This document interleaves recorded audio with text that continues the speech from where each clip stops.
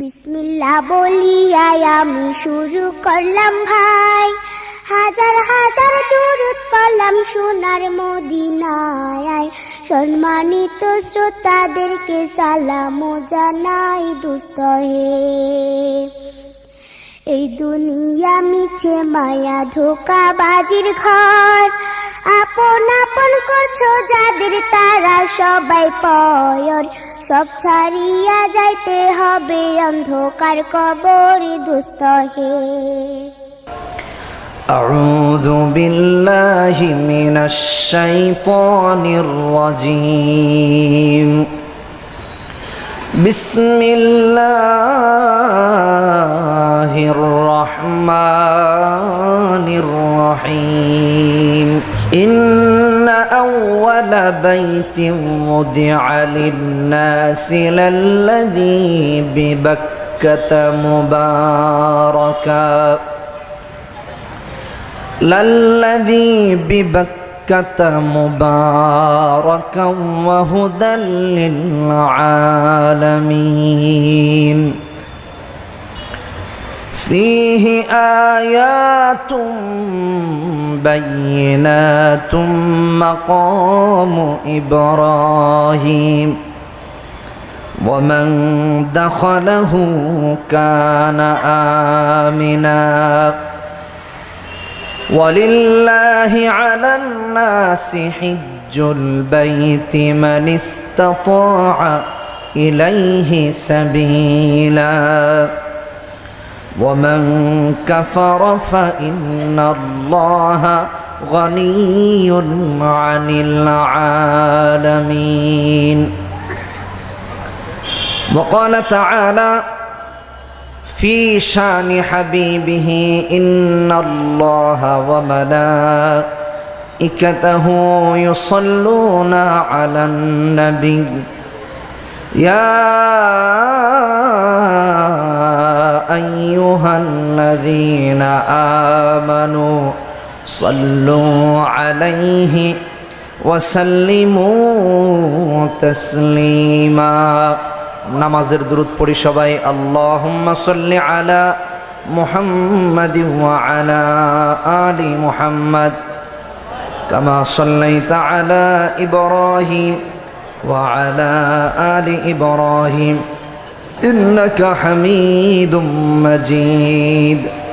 আল্লাহুম্মা বারিক আলা মুহাম্মাদিন ওয়া আলা আলি মুহাম্মাদ كما باركت على إبراهيم وعلى آل إبراهيم إنك حميد مجيد. بلغ العلا بكماله كشف الدجى بجماله حسنت جميع خصاله صلوا عليه وآله. لا إله إلا الله لا إله إلا الله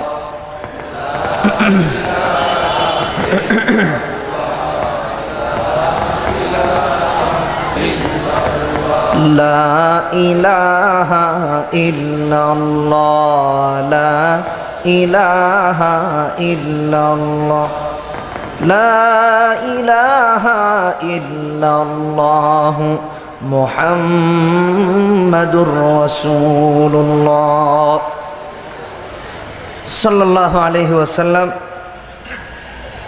পান্থপথ ফার্নিচার ব্যবসায়ী এবং এলাকাবাসীর উদ্যোগে আয়োজিত যুব সমাজ কর্তৃক আয়োজিত আজকের এই তাফসীরুল কোরআন মাহফিলের সম্মানিত সভাপতি, শুরুতেই আল্লাহ রাব্বুল ইজ্জত ওয়াল জালালের দরবারে অসংখ্য অগণিত শুকর আদায় করছি, যিনি দয়া করে মহব্বত করে ভালোবেসে কোরআনুল কারীমের এই তাফসীরে আমাদেরকে আসার এবং বসার তৌফিক দিয়েছেন। এজন্য বলি আলহামদুলিল্লাহ।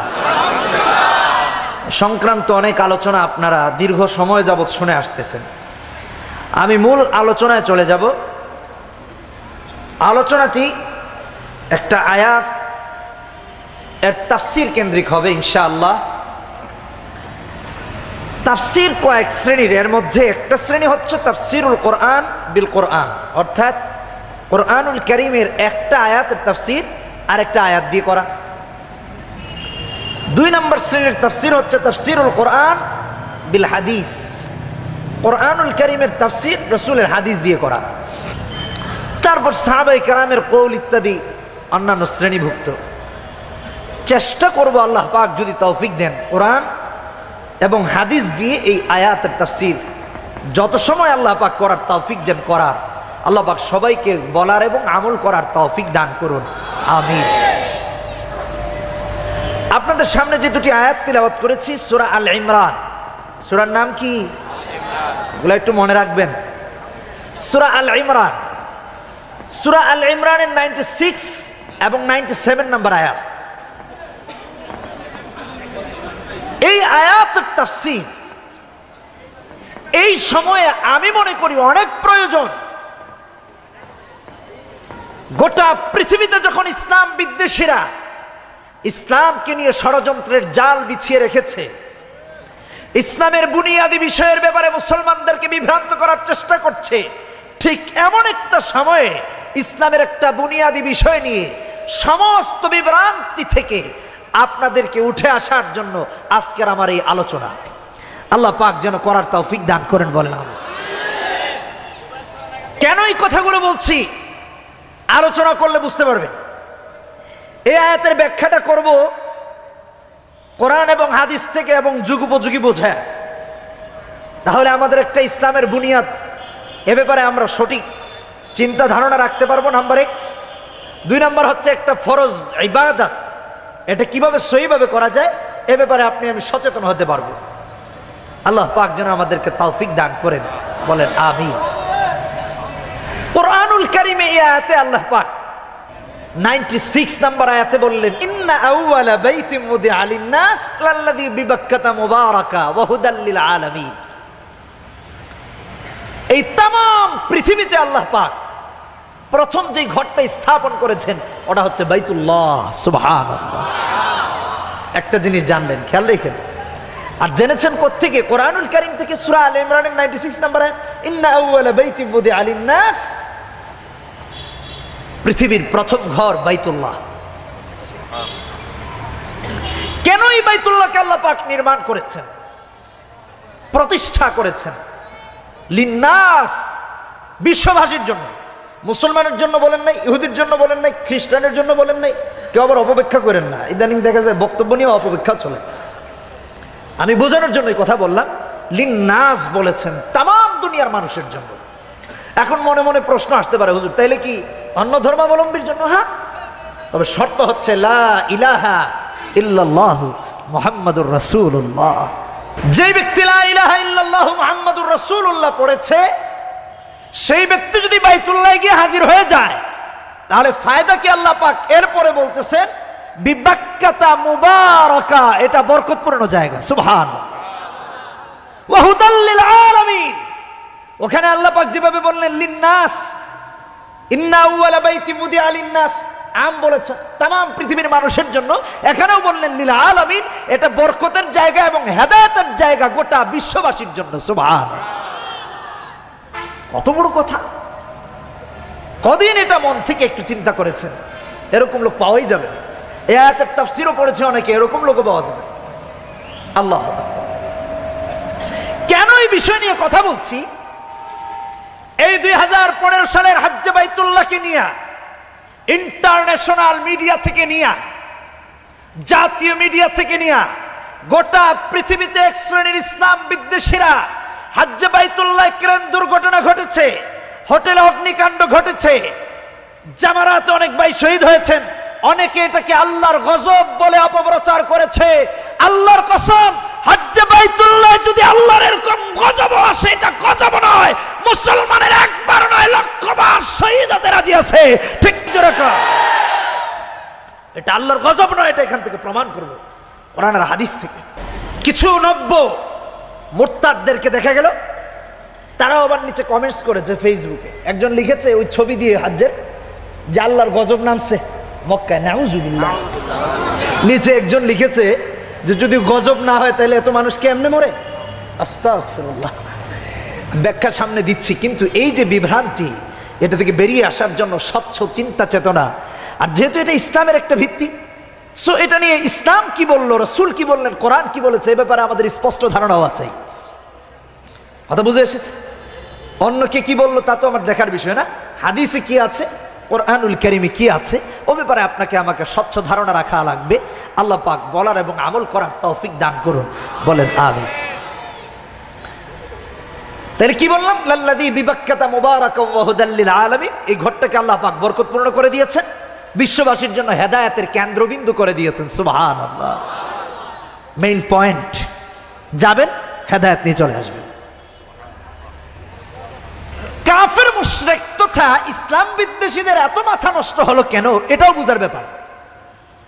কারণ হচ্ছে এই, কোন চোর সারা জিন্দেগি চুরি করেছে, ডাকাত রাহাজানি করেছে, ছিনতাই করেছে, জেনা করেছে, বাইতুল্লাহর হজ করে আসার পরে আল্লাহর ওলি হয়ে যায়।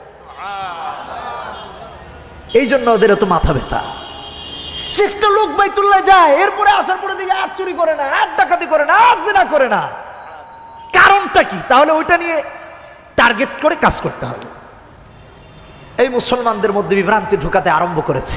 আল্লাহ পাক হেফাজত করুন, বলেন আমিন। তাহলে আসুন বাইতুল্লাহর ব্যাপারে কি কোরআনুল কারীমে আল্লাহ পাক কি বললেন।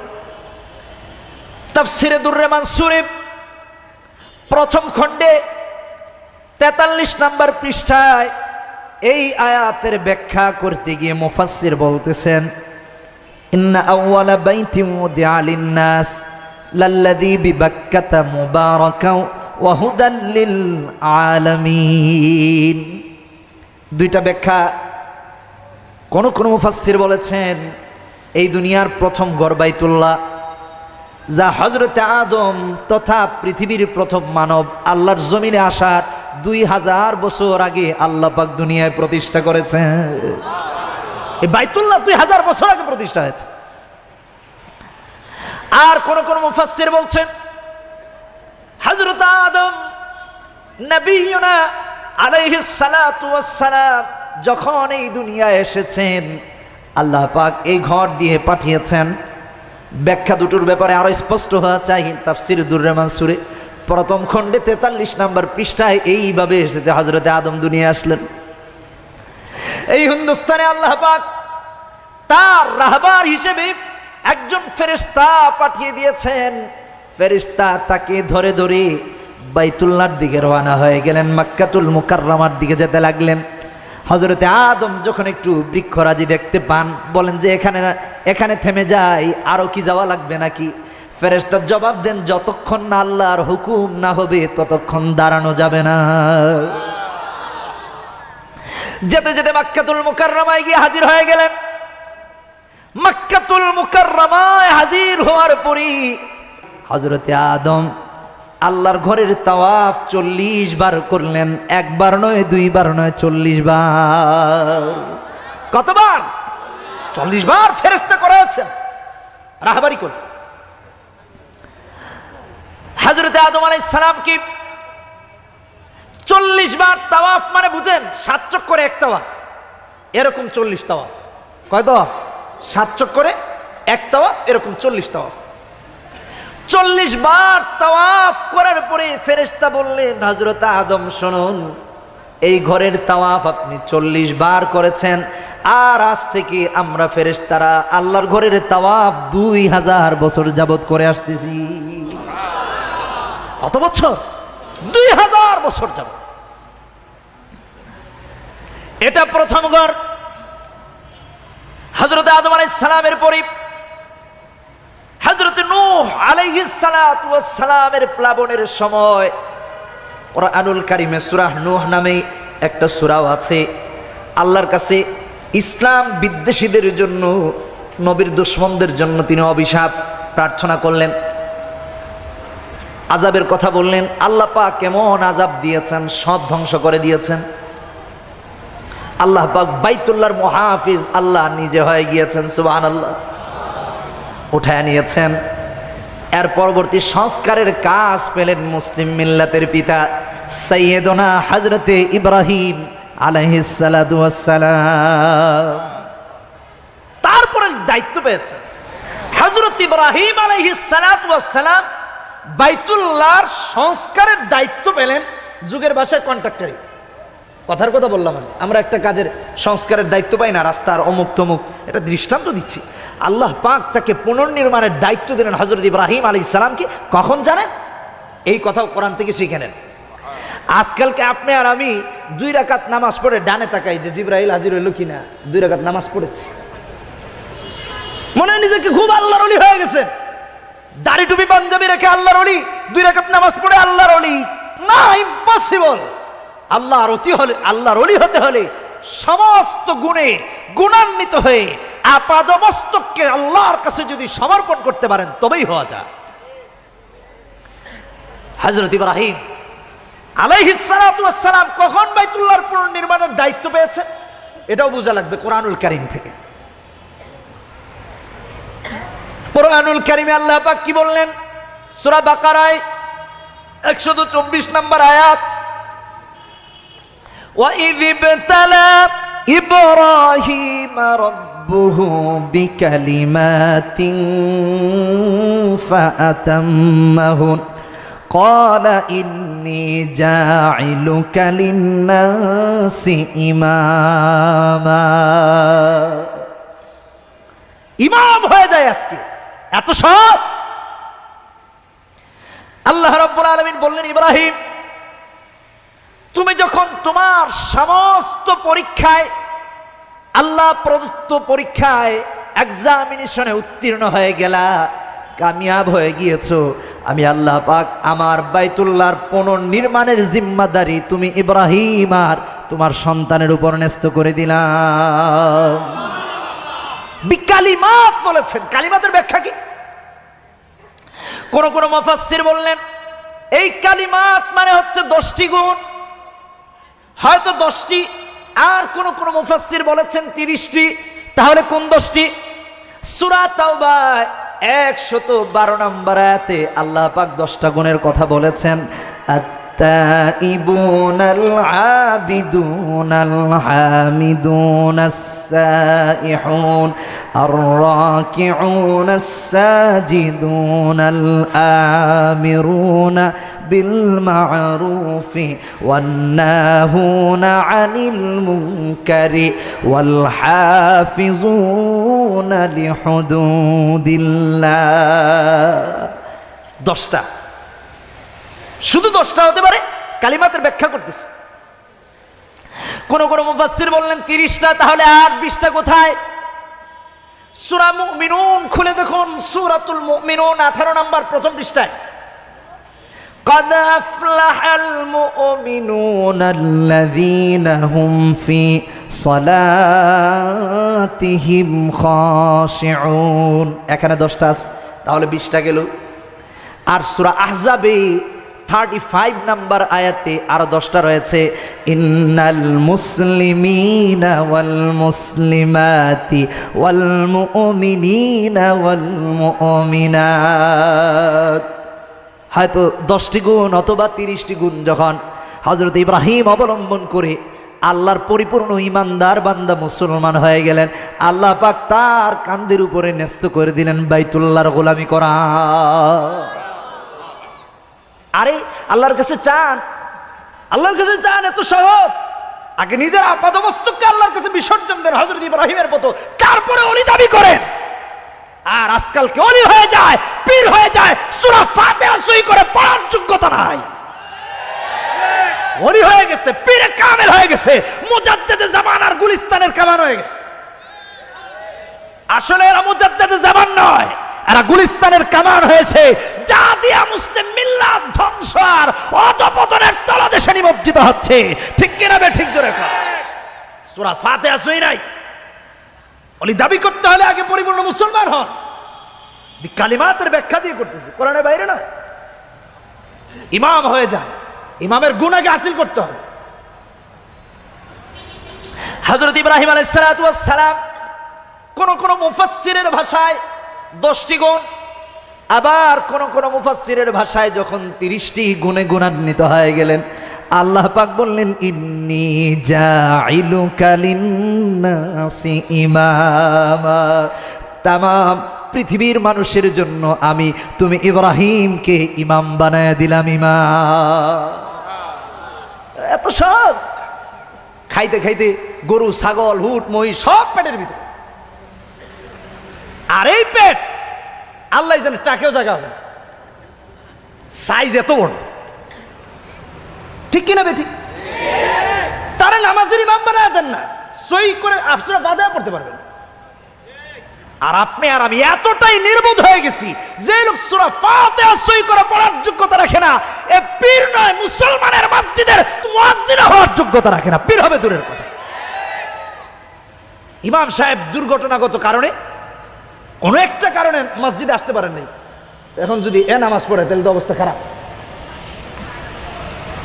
আজকে একজন বলছে হুজুর উনি তো পীর সাহেব না, উনি কুত্তা পীর। আজকে একজন বলতেছে, আমি বনানীতে জুমা পড়াই, জুমার পর পরের কথা বলতেছে। তো আমি বললাম কেন?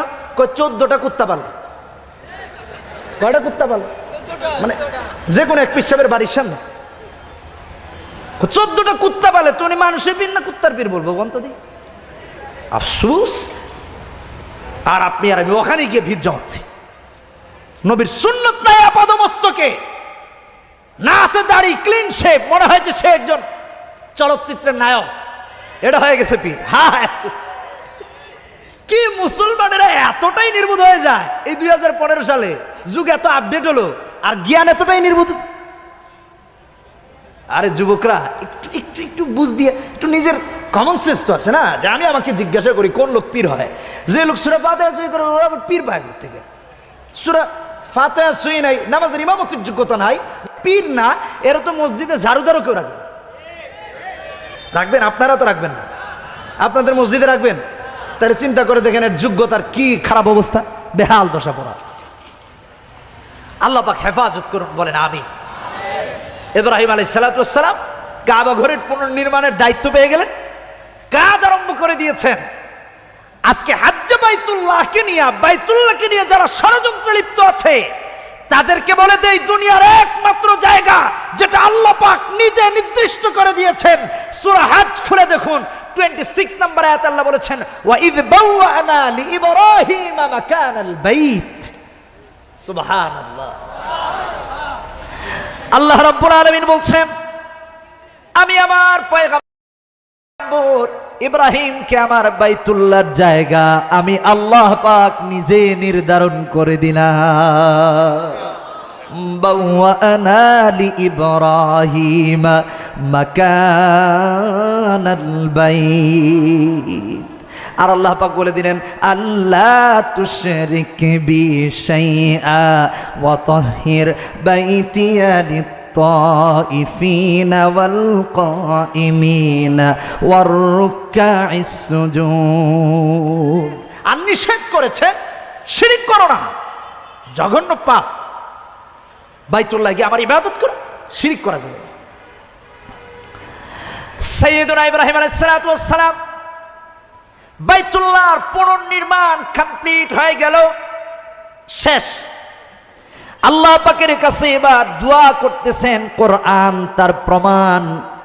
সূরা বাকারায় 127, 128, 129 নম্বর আয়াতে রয়েছে, ইব্রাহিম, সাইয়্যিদুনা ইব্রাহিম আর ইসমাইল আলাইহিমাস সালাতু ওয়াস সালাম দুজন মিলে দোয়া করতেছেন, ওয়া ইয ইয়ারফাউ ইব্রাহিমুল কওয়াইদা মিনাল বাইতি ওয়া ইসমাইল রব্বানা তাকাব্বাল মিন্না ইন্নাকা আনতাস সামিউল আলিম রব্বানা ওয়াজআলনা মুসলিমাইনি লাকা ওয়া মিন যুররিয়াতিনা উম্মাতাম মুসলিমাতাল লাক ওয়া আরিনা মানাসিকানা ওয়া তুব আলাইনা ইন্নাকা আনতাত তাওয়াবুর রহিম।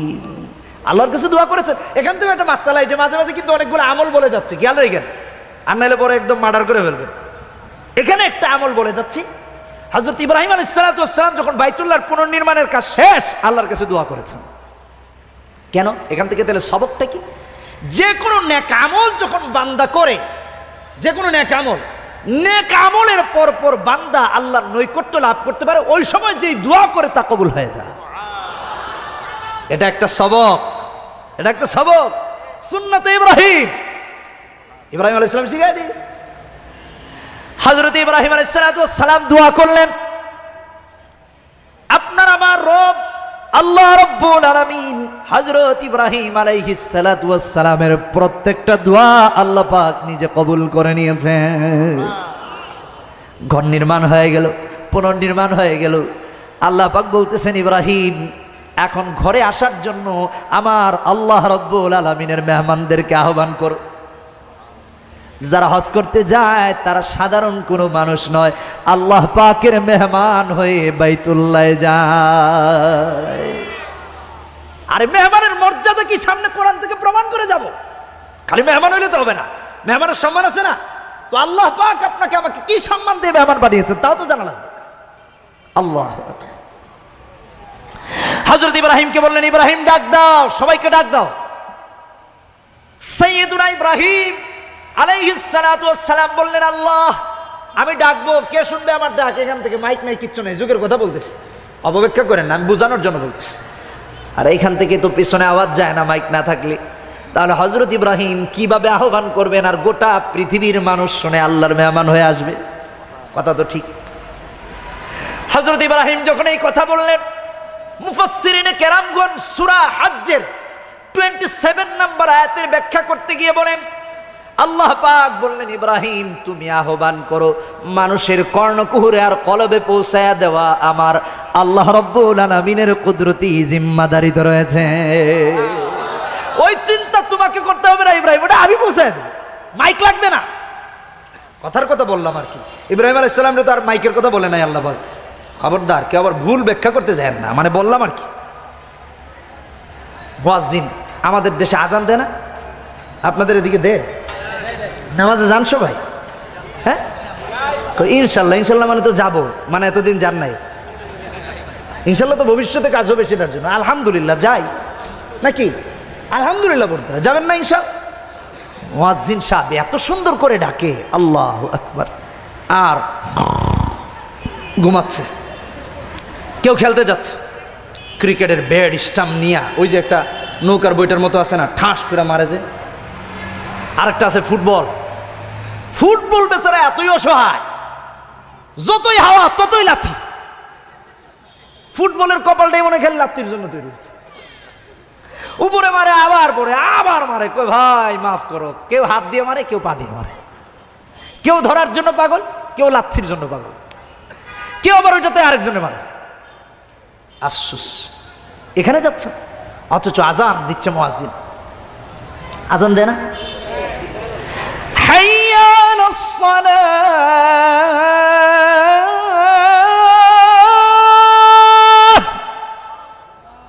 আসো নামাজের দিকে, আর আপনি যাচ্ছেন খেলার দিকে।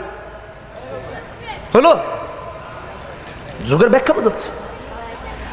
হাইয়া আলাস সালাহ,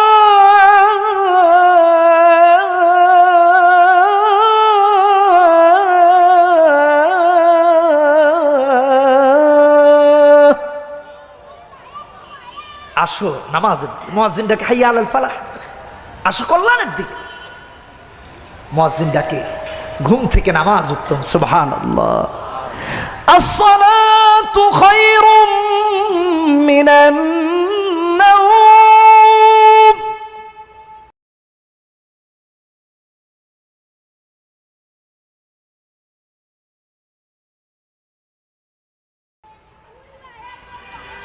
আসসালাতু খায়রুম মিনান নাওম,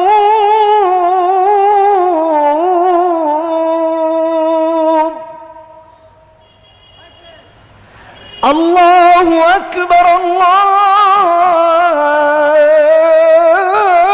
আকবার।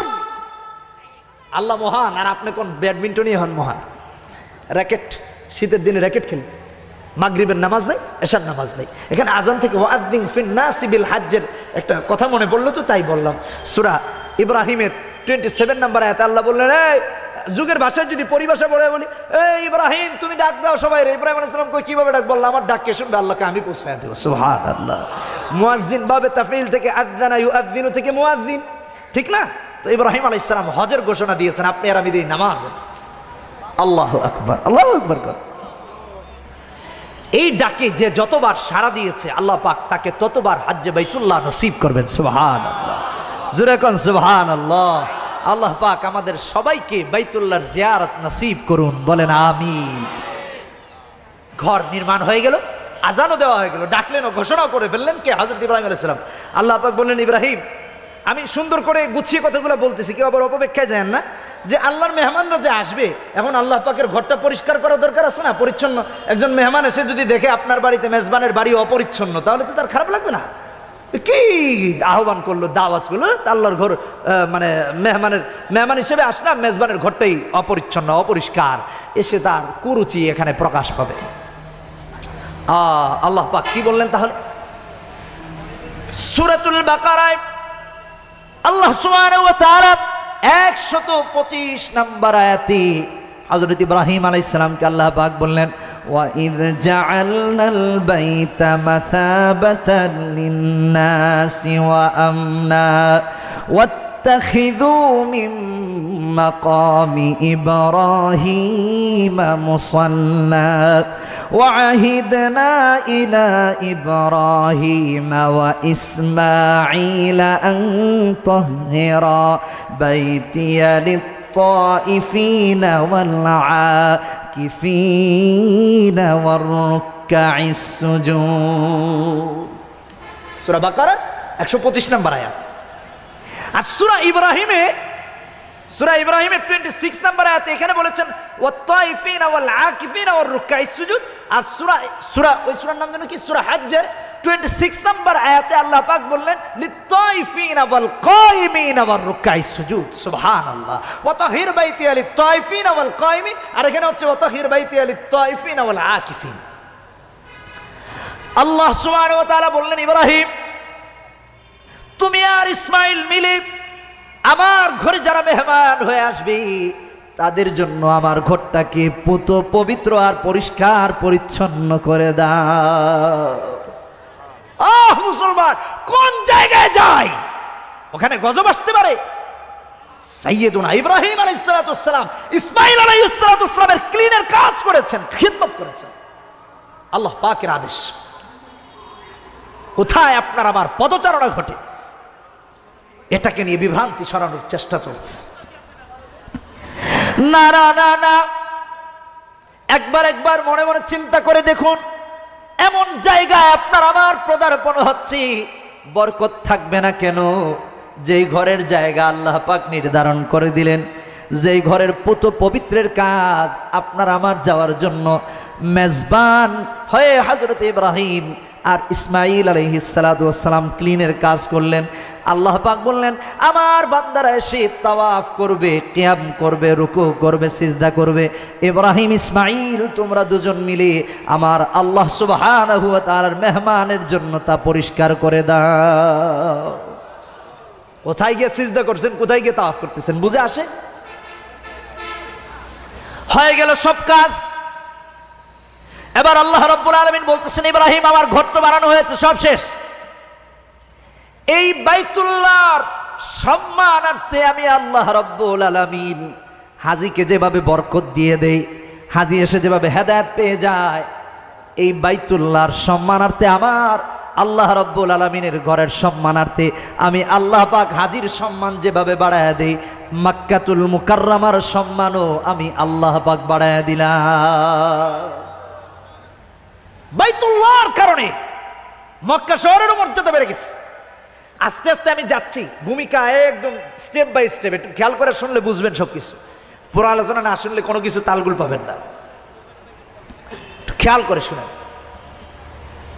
হয়ে গেল, আল্লাহ পাক বললেন এই বাইতুল্লাহর মর্যাদার কারণেই মক্কাতুল মুকাররমার সম্মান আল্লাহ পাক বিভিন্ন ভাবে বাড়ায় দিলেন। দুই একটা কারণ আমি আল্লাহ পাক কোরআনুল কারিমে 5টি শব্দে মক্কা শহরকে সম্বোধন করেছেন। 5টি শব্দে কোরআনুল কারিমে 5টা শব্দে একটা শহরকে সম্বোধন। বিরল। শুধু মক্কার ক্ষেত্রেই তা হয়েছে। কিভাবে? 5টা শব্দে। সাহিত্য নিয়ে যারা লেখাপড়া করেছেন, একটা মনে করেন কি বলে এটাকে, একটা প্যারার ভেতরে যদি একটা শব্দ একই জিনিসকে বোঝানোর জন্য বারবার যদি এক শব্দে বোঝানো হয়, তাহলে এটা সাহিত্য লঙ্ঘন হয়। একটা জিনিসকে যদি একই আলোচনায় বারবার আনতে হয়, এটাকে যদি বিভিন্ন শব্দে উল্লেখ করা হয়, তাহলে ওইটা আরো সাহিত্যপূর্ণ হয়ে যায়। সুবহানাল্লাহ। আল্লাহ পাক কোরআনে তাই করেছেন, 1 নাম্বার। আর 2 নাম্বার হচ্ছে, আরেকটা দৃষ্টান্ত দেই, কেউ যদি কোনো জিনিসকে মহব্বত করে সম্বোধন করে, তাহলে দেখবেন সে বিভিন্ন শব্দে তাকে সম্বোধন করে। তার ওয়াইফকে হোক, ওটা আমি আর বুঝাইলাম না। সন্তান আর পিতাকে দিয়ে বুঝাই। কোন সন্তান বাবাকে ডাকতেছে, বাবা, নিজের মনের তামান্না পুরো করার জন্য একটা খেলনা প্রয়োজন। বাবা তুমি দিবা না? দেখে যে বাবার মন গলে না, এখন চিন্তা করে বাবাকে কি বললে বাবার মনটা গলবে। এটার সাথে দৃষ্টান্ত না, জাস্ট আমি বোঝানোর জন্য বলতেছি। তখন বলে আব্বু, বাবা গেল, এখন আব্বু। একটু পরে দেখে যে তারপরেও বাবার মন গলে না, কয় আব্বা, দেখে তাও গলে না, কয় ড্যাডি, কয় পাপা, যা পারে সব ডাকে, তাও যদি একটু বাবার মন গলে। এটার সাথে এটার দৃষ্টান্ত মানায় না, আমি জাস্ট বোঝানোর জন্য বলতেছি, ওই আয়াতটা বোঝানোর জন্য। আমার তরফ থেকে আমি একটা দৃষ্টান্ত দিয়েছি, কোরআনের তাফসীর না। আল্লাহু আকবার। কোরআনুল কারীমে আল্লাহ পাক এই মক্কাতুল মুকাররমা শহরের মর্যাদা বাড়িয়ে একই কোরআনে 30টা পারায় 5টা শব্দে 5 বার সম্বোধন করেছেন। প্রমাণ দিয়ে যাব, এমনি যাব। কোথায়? 1 নাম্বার হচ্ছে মক্কা। কি নাম? সবাই বলেন। আর এটি মনে রাখেন মিয়া, শাহরুখ খান, সালমান খান তো খুব মনে থাকে, আর হাবিব, বালাম, তারপরে আরো কি আছে, মমতাজ, বুক ফাটানো, কি ভুলেও তো যাই। কি মক্কা? কি নাম? সবাই বলেন। এতগুলো মানুষের এই আওয়াজ, আপনারা তো বিলাইট জাতি হয়ে গেছেন, সিঙ্গার জাতি থেকে। হ্যাঁ, গতকাল রাতে মেবি মাহফিল শেষ করে আসছি শেরপুর থেকে, তো দেখতেছি একটা বিলাইরে 3-4টা কুকুর মিলে দৌড়াইতেছে, আরো তো দৌড়ের উপরে আছে, ওর কিয়ামত হয়ে গেছে। তা আপনাদের তো হালত দেখতেছি তাই, আওয়াজও বের হয় না। মক্কা বলবেন, এটা বলতে এত ধাক্কান লাগে? বলেন কি? মক্কা। 2 নাম্বার হচ্ছে বাক্কা। কি নাম? বাক্কা। এই শহরকে আল্লাহ পাক সম্বোধন করেছেন, সম্মান প্রদর্শন করব। 3 নাম্বার হচ্ছে বালাদ। কি নাম? বালাদ। 4 নাম্বার হচ্ছে কারিয়া। কারিয়া কয়টা গেল? 5 নাম্বার হচ্ছে উম্মুল কোরা। সুবহানাল্লাহ। কয়টা পাইলেন? 5টা। বিভিন্ন কিতাব এবং হাদিসের ভাষায় আরো অসংখ্য নাম আছে, আমি কোরআন থেকে বলতেছি জাস্ট। আল্লাহ পাক তাইলে মক্কা কোথায় বললেন?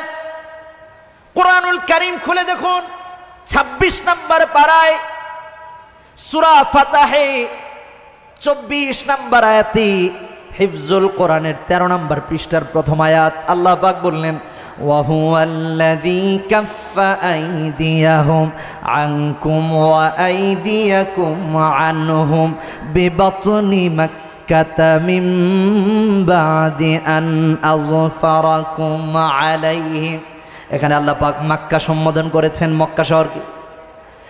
কোরআনুল কারীমে আল্লাহ রাব্বুল আলামিন মক্কা বলে এই শহরকে সম্বোধন করেছেন মর্যাদা বাড়িয়ে বাইতুল্লাহর কারণে। তা কোথায় আছে? সূরা আল ইমরানে 96 নম্বর আয়াতে আল্লাহ পাক বলেছেন, লাল্লাযী বিবাক্কাতা মুবারাকাও ওয়া হুদাল লিল আলামিন। বাক্কা পেয়েছেন, মক্কা গেল, বাক্কা গেল। 3 নাম্বার হচ্ছে বালাদ। 2 জায়গায় আল্লাহ কোরআনে বলেছেন আমার জানা মতো।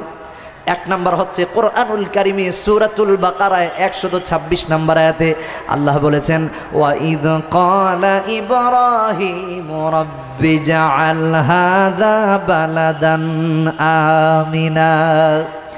আর আরেক জায়গায় বললেন সূরা ইব্রাহিমের 35 নম্বর আয়াতে আল্লাহ পাক কি বললেন, ওয়া ইয ক্বালা ইব্রাহিমু রাব্বি জাআল হাযাল বালাদা আমিনা। এক জায়গায় বলেছেন হাদা বালাদান আমিনা, আর আরেক জায়গায় বলেছেন হাদাল বালাদা আমিনা। তাহলে বালাদ গেল কয়টা? গেল মক্কা গেল, বাক্কা গেল, বালাদ গেল। 4 নাম্বার হচ্ছে কারিয়া। এই শহরকে মর্যাদাবান হিসেবে আল্লাহ রাব্বুল আলামিন কারিয়া বলে সম্বোধন করেছেন। 4 নাম্বার কোথায় আছে? সূরা নাহাল খুলে দেখুন 112 নম্বর আয়াতে আল্লাহ রাব্বুল আলামিন বললেন, ওয়াদারাবাল্লাহু মাসালান ক্বরিয়াতান কানাত আমিনা। আল্লাহ রাব্বুল আলামিন এখানে ক্বরিয়া বলে সম্বোধন করেছেন, 4টা গেল। 5 নাম্বার হচ্ছে আল্লাহ পাক উম্মুল কুরা বলে সম্বোধন করেছেন। কোথায় আছে? কোরআন খুলে দেখুন সূরা আনআমে 92 নম্বর আয়াতে আল্লাহ পাক বললেন, ওয়া হাযা কিতাবুন আনজালনাহু মুবারাকুম মুসাদ্দিকুল্লাযী বাইনা ইয়াদাইহি ওয়া লিতুনযিরা উম্মাল কুরা। আলহামদুলিল্লাহ। তাহলে মক্কা গেল, বাক্কা গেল, বালাদ গেল, কারিয়া গেল, উম্মুল কুরা গেল, 5টা শব্দে সম্বোধন করেছে। শহরের মর্যাদা আল্লাহ পাক বাড়িয়েছেন। পয়গম্বর হযরত ইব্রাহিম দোয়া করেছেন, হে আল্লাহ তুমি এই শহরকে নিরাপদ শহর বানায় দাও। আল্লাহ পাক বললেন আমি কবুল করে দিলাম, যাও ইব্রাহিম। আলহামদুলিল্লাহ, নিরাপদ শহর। সূরা বাকারার 126 নম্বর আয়াতে ইজআল হাযা বালাদান আমিনা। আবার সূরা ইব্রাহিমে 35 নম্বর আয়াতে বলেছেন, রব্বি জাআল হাযাল বালাদা আমিনা। আল্লাহ পাক কবুল করে নিয়েছেন, সুবহানাল্লাহ। সূরা ইব্রাহিমের 35 নম্বর আয়াতে একটা সবক আছে আমাদের জন্য, আরেকটা সবক। হযরত ইব্রাহিম আলাইহিস সালাম এই শহরকে নিরাপদ শহর হিসেবে আল্লাহর কাছে দোয়া করেছেন। শুধু এতটুকুই নয়, এরপর বলেছেন ওয়াজনুবনি ওয়া বানিয়া আন না'বুদাল আসনাম। হায় আল্লাহ, আপনি এই শহরটাকে নিরাপদ শহর বানিয়ে দেন, আর আমার সন্তানেরা যেন মূর্তি পূজা না করে আমাকে আর আমার সন্তানদেরকে আপনি হেফাজত করে দিয়ে। আফসোস, আজকে মুসলমানের ঘরে ঘরে মুসলমান মূর্তি ঢুকাইছে। আফসোস। গত কয়েকদিন আগে যাত্রাবাড়ি ফ্লাইওভারে উঠবো, মেয়র হানিফ ফ্লাইওভার। আলহামদুলিল্লাহ, মাননীয় প্রাইম মিনিস্টার এই ফ্লাইওভারটা যখন করেছেন, কার উপকার হয়েছে না হয়েছে জানি না, আমার যে উপকার হয়েছে কত দোয়া যে করছি। কারণ ওদিকে যখন চট্টগ্রাম মাহফিলে যায়, আল্লাহু আকবার, কতদিন যাত্রাবাড়ি বসে বসে কান্না করে দোয়া করতেছি, আল্লাহ এই অভিশাপ থেকে বাঁচাও। মানে এমন জ্যাম, 3 ঘন্টা বসে আছে। একদিন বাদ মাগরিব বায়ান নরসিংদীতে, মাগরিবের আজান হচ্ছে, আমি যাত্রাবাড়ি যাব। আল্লাহর কাছে অনেক দোয়া করছি যে আল্লাহ কে কি বলে না বলে এই ফ্লাইওভারটা হয় আমার যে ইহসানটা হয়েছে, আলহামদুলিল্লাহ, আল্লাহ পাক কবুল করুন, বলেন আমিন। আরো বেশি দেশের সেবা করার তৌফিক দান করুন। তো মূল কথা যেটা, ওখানে কথা আসলো, আল্লাহু আকবার। তো ওই ফ্লাইওভারে উঠবো, ওটার সময় দেখি একটা লেটেস্ট এলিয়েন গাড়ি সামনে মূর্তি ঝুলায় রাখছে ড্যাশবোর্ডের উপরে। যুগের পরিভাষা দিয়ে না বুঝলে তো হবে না, মূর্তি রেখে দিচ্ছে। গাড়িটা যখন ঘুরে ওদিক চলে যাচ্ছে, ওখান থেকে মোড় নিল ওই যে ঢাকা ইউনিভার্সিটির দিকে, তখন গাড়িটার পেছন দিকেও দেখলাম, ওখানেও দেখি মূর্তি ডল রাখা। আফসোস আর আক্ষেপ। তো মূর্তি দেখলাম, এক মুসল্লি আমাকে ডেকে নিয়ে গেলেন, হুজুর একটু রহমতের জন্য দোয়া করাইতে চাই আমার গার্মেন্টসের ভিতরে। তো আমিও ঢুকে গেলাম, মূর্তির দৃষ্টান্ত দিচ্ছি, পয়গম্বর ইব্রাহিম আলাইহিস সালাম কি দোয়া করেছেন আর উম্মতেরা কি করেছে ওটা বুঝাচ্ছি আর কি। তো আমি গিয়ে হাজির, ওনার ভেতরে দেখলাম বিশাল এসি ডেকোরেশন, এয়ার কন্ডিশন, অবস্থা খুব খারাপ শোরুমের। চতুর্দিকে ছবি আর ছবি, ছবি আর ছবি মডেলিং এর। তো আমি বললাম, ভাই আপনি তো আমাকে রহমতের দোয়ার জন্য আনছেন, আমার 14 গোষ্ঠী মিলা রহমত আনার কোনো ক্ষমতা নাই। হুজুর কেন? রাসূলের সহিহ হাদিস, যেই ঘরে মূর্তি থাকবে, যেই ঘরে ছবি থাকবে, ওই ঘরে আল্লাহর রহমত আসবে। তা আপনি আমাকে আনছেন রহমত আনার জন্য, আর ছবি লাগায় রাখছেন রহমতের 14 গোষ্ঠী যেন এর আশেপাশেও না আসে। কিভাবে সম্ভব রহমত আসে? এই হচ্ছে আমাদের চিন্তাধারা। মুসলমান আজকে অফিস আদালত থেকে নিয়া মূর্তির আইন আর মূর্তির পূজা প্রতিষ্ঠা করেছে আল্লাহর গোলামির পরিবর্তে। নাউযুবিল্লাহ। উচিত ছিল আল্লাহ পাকের গোলামি করবে, তা না করে মূর্তির পূজা করতে লেগেছে। আমি যুগোপযোগী আরেকটা দৃষ্টান্ত দিই। এবারে দুর্গা পূজায়, খবরদার আমি কোন ধর্মের বিরুদ্ধে বলছি না, যার যার ধর্ম লাকুম দীনুকুম ওয়ালিয়া দীন, সে যে পালন করুক। আমাদের মুসলমানের দেশে আমাদের অন্য ধর্মাবলম্বী ভাইরা মাহফুজ থাকবে, এর নিরাপত্তা দেওয়ার দায়িত্ব মুসলমানের। ঠিক কিনা বেঠিক? বিশৃঙ্খলা সৃষ্টি করা হারাম, এটা জায়েজ না। তারা তাদের উৎসব পালন করুক, তবে ধর্ম যার যার উৎসব সবার, এটা কুফরি মতবাদ। ঠিক কিনা বেঠিক? জোরে কর। মুসলমানের ধর্ম মুসলমানের উৎসব, হিন্দু ভাইদের ধর্ম তাদের উৎসব। এখন মুসলমানের ধর্মের উৎসবে মনে করে ঈদের জামাতে কি ওরা আসবে কোনোদিন?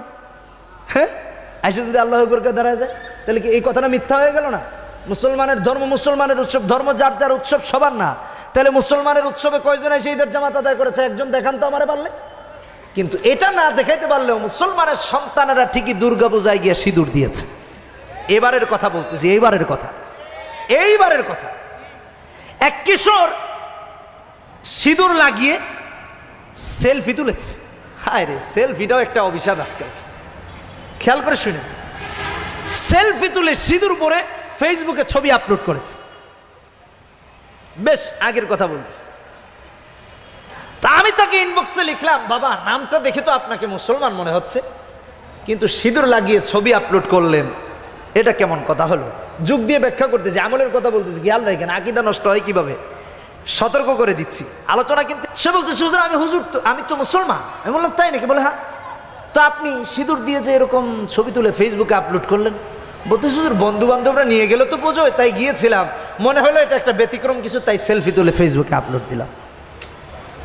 তাকে নিজেকে সে হিরো মনে করতেছে। একজন অমুসলিম যেভাবে কালেমা পড়ে মুসলমান হয়ে গেলে, কালেমা পড়লে মুসলমান হয়ে যায়, একজন মুসলমান যখন সিঁদুর তুলে ফেসবুকে ছবি আপলোড করে সেও মুশরিক হয়ে যায়। কথা ঠিক কিনা বেঠিক? কিন্তু সেটাকে গুনাই বুঝতেছে না, ওটাকে ফ্যাশন মনে করতেছে। আর মুসলিম মিল্লাতের পিতা কে দোয়া করেছেন, এই আয়াতের ব্যাখ্যা এতক্ষণ করলাম যুগের ভাষায়। হে আল্লাহ, আমাকে আর আমার সন্তানদেরকে আপনি মূর্তি পূজা থেকে হেফাজত করেন। বলেন আল্লাহুম্মা আমিন।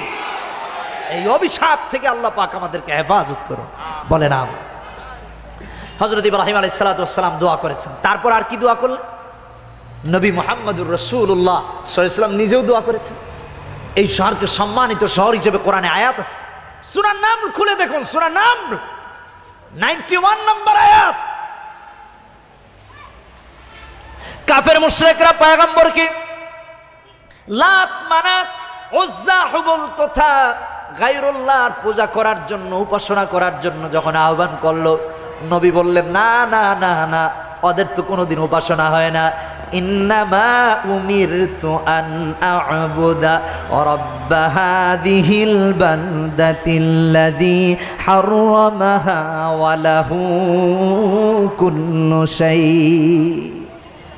সূরা নামলে 91 নম্বর আয়াত খুলে দেখবেন, আল্লাহ রাসূল বললেন, এই শহরকে যে আল্লাহ সুবহানাহু ওয়া তাআলা সম্মানিত করেছেন, সেই রবের ইবাদত আমি মুহাম্মদ করি। সুবহানাল্লাহ। গায়রুল্লাহর উপাসনা তো কোনো মুসলমান করতে পারে না। গায়রুল্লাহর উপাসনা কোনো মুসলমান করতে পারে না। শুধু তাই নয়, সূরা ইব্রাহিমের 37 নম্বর আয়াত খুললে দেখবেন, হযরত ইব্রাহিম আলাইহিস সালাতু ওয়াস সালাম কিভাবে দোয়া করেছেন। সাইয়্যিদুনা ইব্রাহিম আলাইহিস সালাতু ওয়াস সালাম তার দুগ্ধ পুত্র সন্তান ইসমাঈল আর হযরতে হাজেরাকে বাইতুল্লাহর পাশে রেখে যখন চলে যাচ্ছেন, প্রসিদ্ধ ঘটনা, বিস্তারিত যাব না। স্ত্রী জিজ্ঞাসা করলেন, স্বামী গো আমাকে রেখে কোথায় যান? কোনো কথা বলেন না। আবার জিজ্ঞাসা করলেন, কোথায় যান? কোনো কথা বললেন না। আবার জিজ্ঞাসা করলেন, কোথায় যান? কোনো কথা বললেন না। বারংবার জিজ্ঞাসা করার পর বললেন, এটা কি আল্লাহর আদেশ কিনা?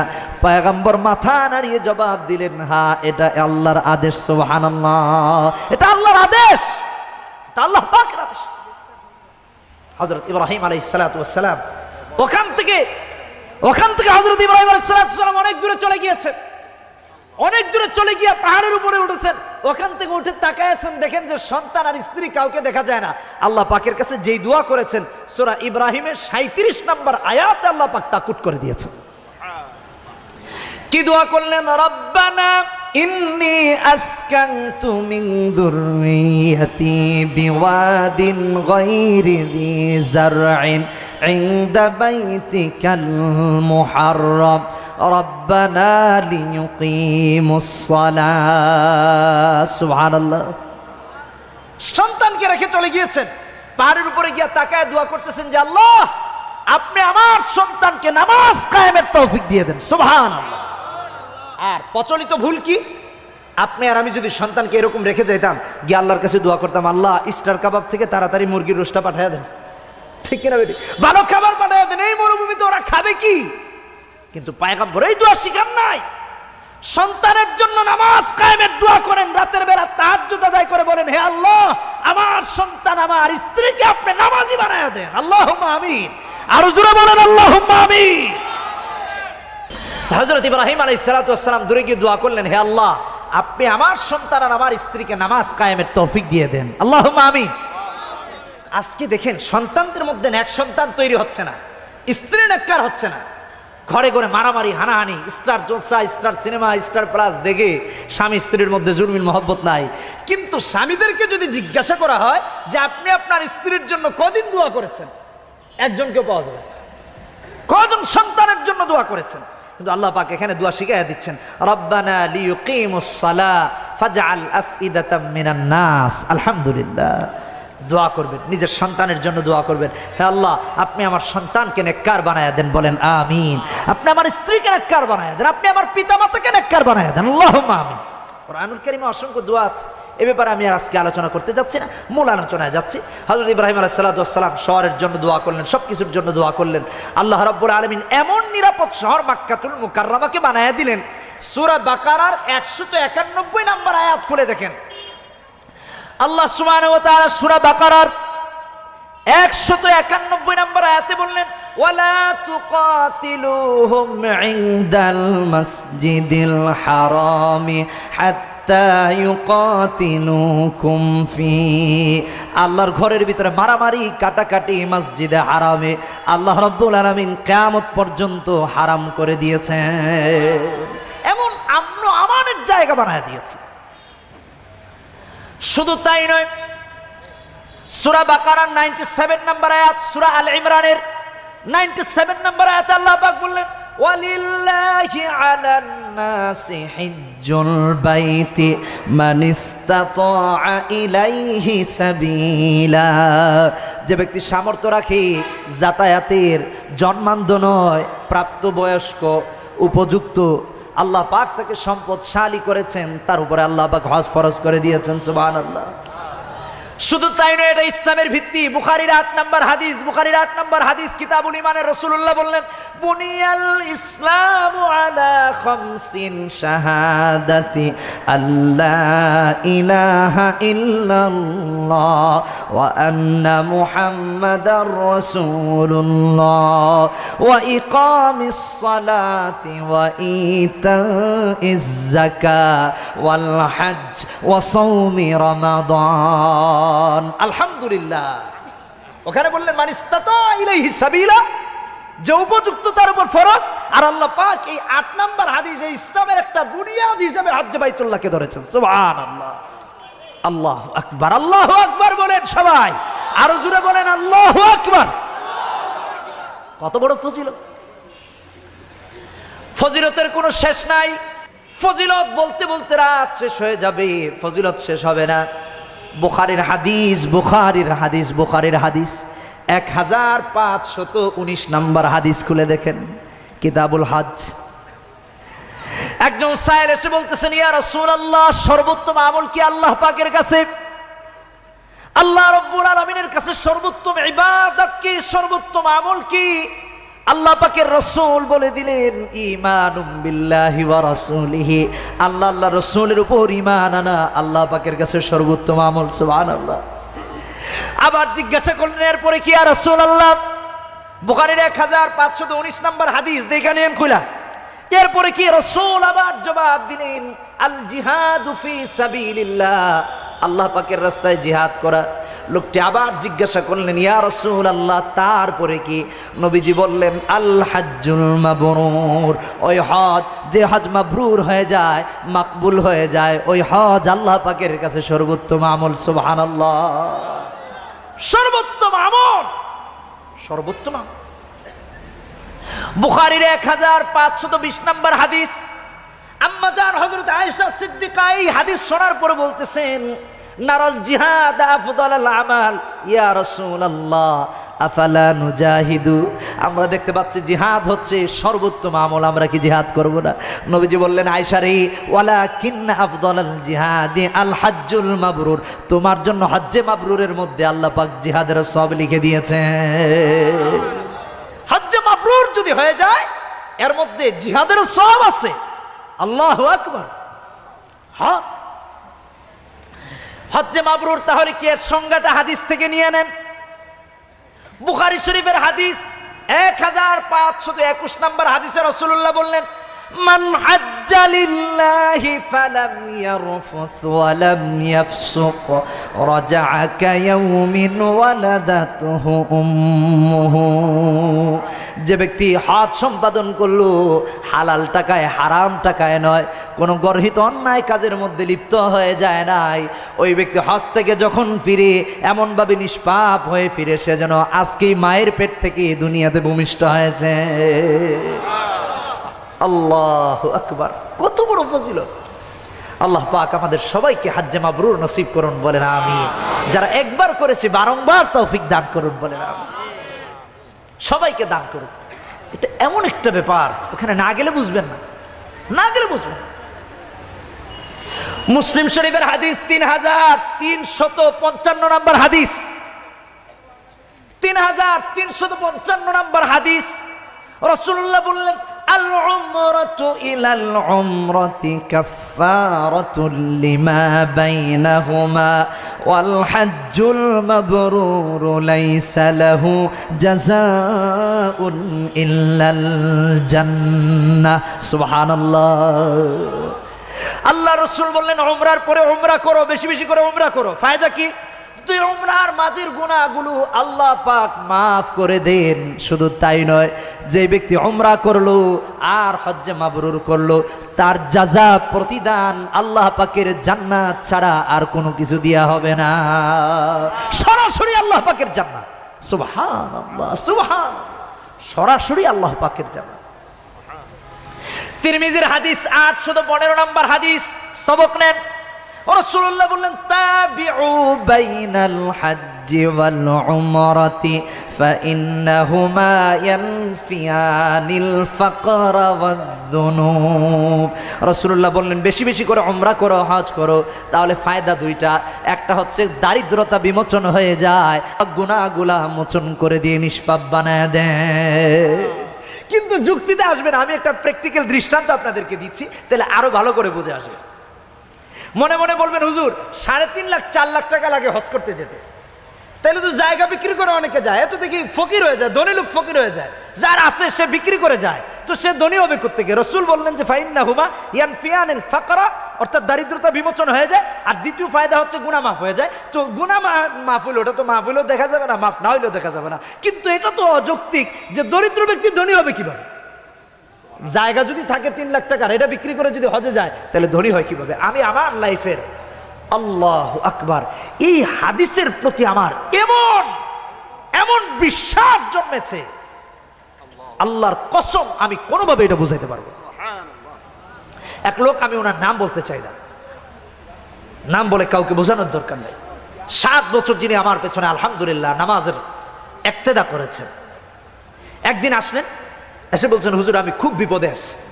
ব্যাখ্যা করতেছি, ফাইন্নাহুমা ইয়ানফিয়ানিল ফাকরা ওয়ায-যুনুব, যে ফাকরা গুনাহ নয় মাফ হয়, দরিদ্রতা বিমোচন হয় কিভাবে? যে বেচারা গরিব, ও 3.5-4 লাখ টাকা খরচ করলে বেটার তো যা আছে সব গেল, আবার টাকা আসবে কোথায়? এটার দৃষ্টান্ত দিচ্ছে। আমার কাছে এসে এক চাচা আঙ্কেল বলতেছেন, বাবা আমি খুব বিপদে আছি, আল্লাহর কাছে একটু দোয়া করবেন আর আমাকে একটা আমল শিখিয়ে দেন, আমাকে একটা আমল শিখিয়ে দেন যাতে করে আল্লাহ পাক আমাকে ওই বিপদ থেকে উদ্ধার করে নিয়ে আসেন। তা আমি বললাম, আচ্ছা বাবা কি বিপদ? তো উনি আমাকে বিপদ তুলে ধরতেছেন। 1 নাম্বার হচ্ছে, ওনার ব্যবসায় লস হয়ে মিল ফ্যাক্টরি ইন্ডাস্ট্রি সব শেষ, খেয়াল করে শুনেন। 2 নাম্বার হচ্ছে, ওই ঘাটতি পূরণ করতে গিয়ে আরো কোটি টাকার উপরে ঋণী হয়ে গেছেন, আরো কোটি টাকার উপরে ঋণী।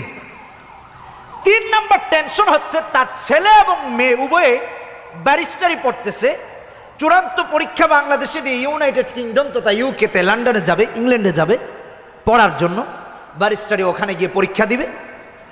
এখন সমস্যা হচ্ছে, একদিকে ঋণগ্রস্ত, আরেকদিকে সব গেল। তৃতীয় আরেকটা সমস্যা হচ্ছে, ছেলে মেয়ে এখন যদি উভয়ে ইংল্যান্ডে যেতে চায়, আরো বহু টাকার দরকার পড়তে যেতে হলে, আরেক মুসিবত। এখন দুজন পরীক্ষা দিয়ে আগে বাংলাদেশে চান্স পাওয়া লাগবে। এখন যদি ছেলে চান্স পায়, মেয়ে না পায়, তাহলে মেয়েটার মন খারাপ থাকবে, উনারও খারাপ থাকবে। আর যদি ছেলে না পায় মেয়ে পায় তাহলে একটা পশ্চিমা দেশে মেয়েটাকে কিভাবে পাঠায়া দেই, এটা আরেক পেরেশানি। ছেলে মেয়ে উভয়ে যদি পায় তাহলে উভয়কে পাঠানোর টাকা পাবো কোথায়, আরেক পেরেশানি। মানে এমন কোনো পথ নাই যেটা পেরেশানি ছাড়া। মানে আপনি তো মারাত্মক মুসিবতে আছেন, হুজুর বললেন না, খুব কঠিন অবস্থায়। তো আমাকে বললো আমল শিখাই দেন। আমি বললাম শোনেন, এক কাজ করেন, 5 ওয়াক্ত নামাজ তো বাদ দিবেনই না, প্রতিদিন গভীর রাতে উঠে তাহাজ্জুদ আদায় করে আল্লাহর কাছে দোয়া করবেন। বললেন হুজুর তাই নাকি? বলে হ্যাঁ। উনি এই আমল শিখাই দিলাম, উনি চলে গেছেন। কয়েকদিন পরে আসছেন, এসে বলতেছেন হুজুর কি আমল শিখাই দিছেন, এখনো তো কোনো ব্যবস্থা হয় না। আমি কই হায় আল্লাহ, কারে নিয়ে বিপদে পড়লাম। আরো করেন হবে ইনশাল্লাহ। আবার চলে গেছে। আরো কয়েকদিন পরে এসে আবার অভিযোগ, হুজুর কই, কানতে কানতে চোখের এখানে তো নালা হয়ে যাচ্ছে, আল্লাহ তো এখনো কিছু পাঠায় টাঠায় না। হুজুর আরো গরম আমল শিখাই দেন, গরম। যুগের ভাষা, আমরা কত ভাষাভাষী হই বুঝাচ্ছে। হুজুর এটা চলবে না, আরো গরম শিখাই দেন। আমি তো হতভম্ব হয়ে গেলাম, আল্লাহ এর চেয়ে আর গরম কি? আমি বললাম ভাই এটাই গরম, আর গরম নাই। হুজুর না, গরম শিখাই দেন, আমি তো পেরেশানির মধ্যে আছি। তা আমি শিখাই দিলাম এই হাদিস ওই দিন আমি মুতালা করতেছিলাম, ফাইন্নাহুমা ইয়ানফিয়ানিল ফাকরা ওয়াজ যুনুব, যেটা দরিদ্রতা বিমোচন করায় দেয়, গুনাহ মাফ করায় দেয়। তা আমি এই হাদিস পড়ার পরে আমি চাচাকে ওই দিন বলতেছি, চাচা এক কাজ করেন, টাকা তো ঋণ হয়েছেই, এক কাজ করেন, 70-80 হাজার টাকা জোগাড় করতে পারবেন না? আচ্ছা কোন কি গরম আমল শিখাইতেছেন আল্লাহ জানে। আচ্ছা না হয় করলাম।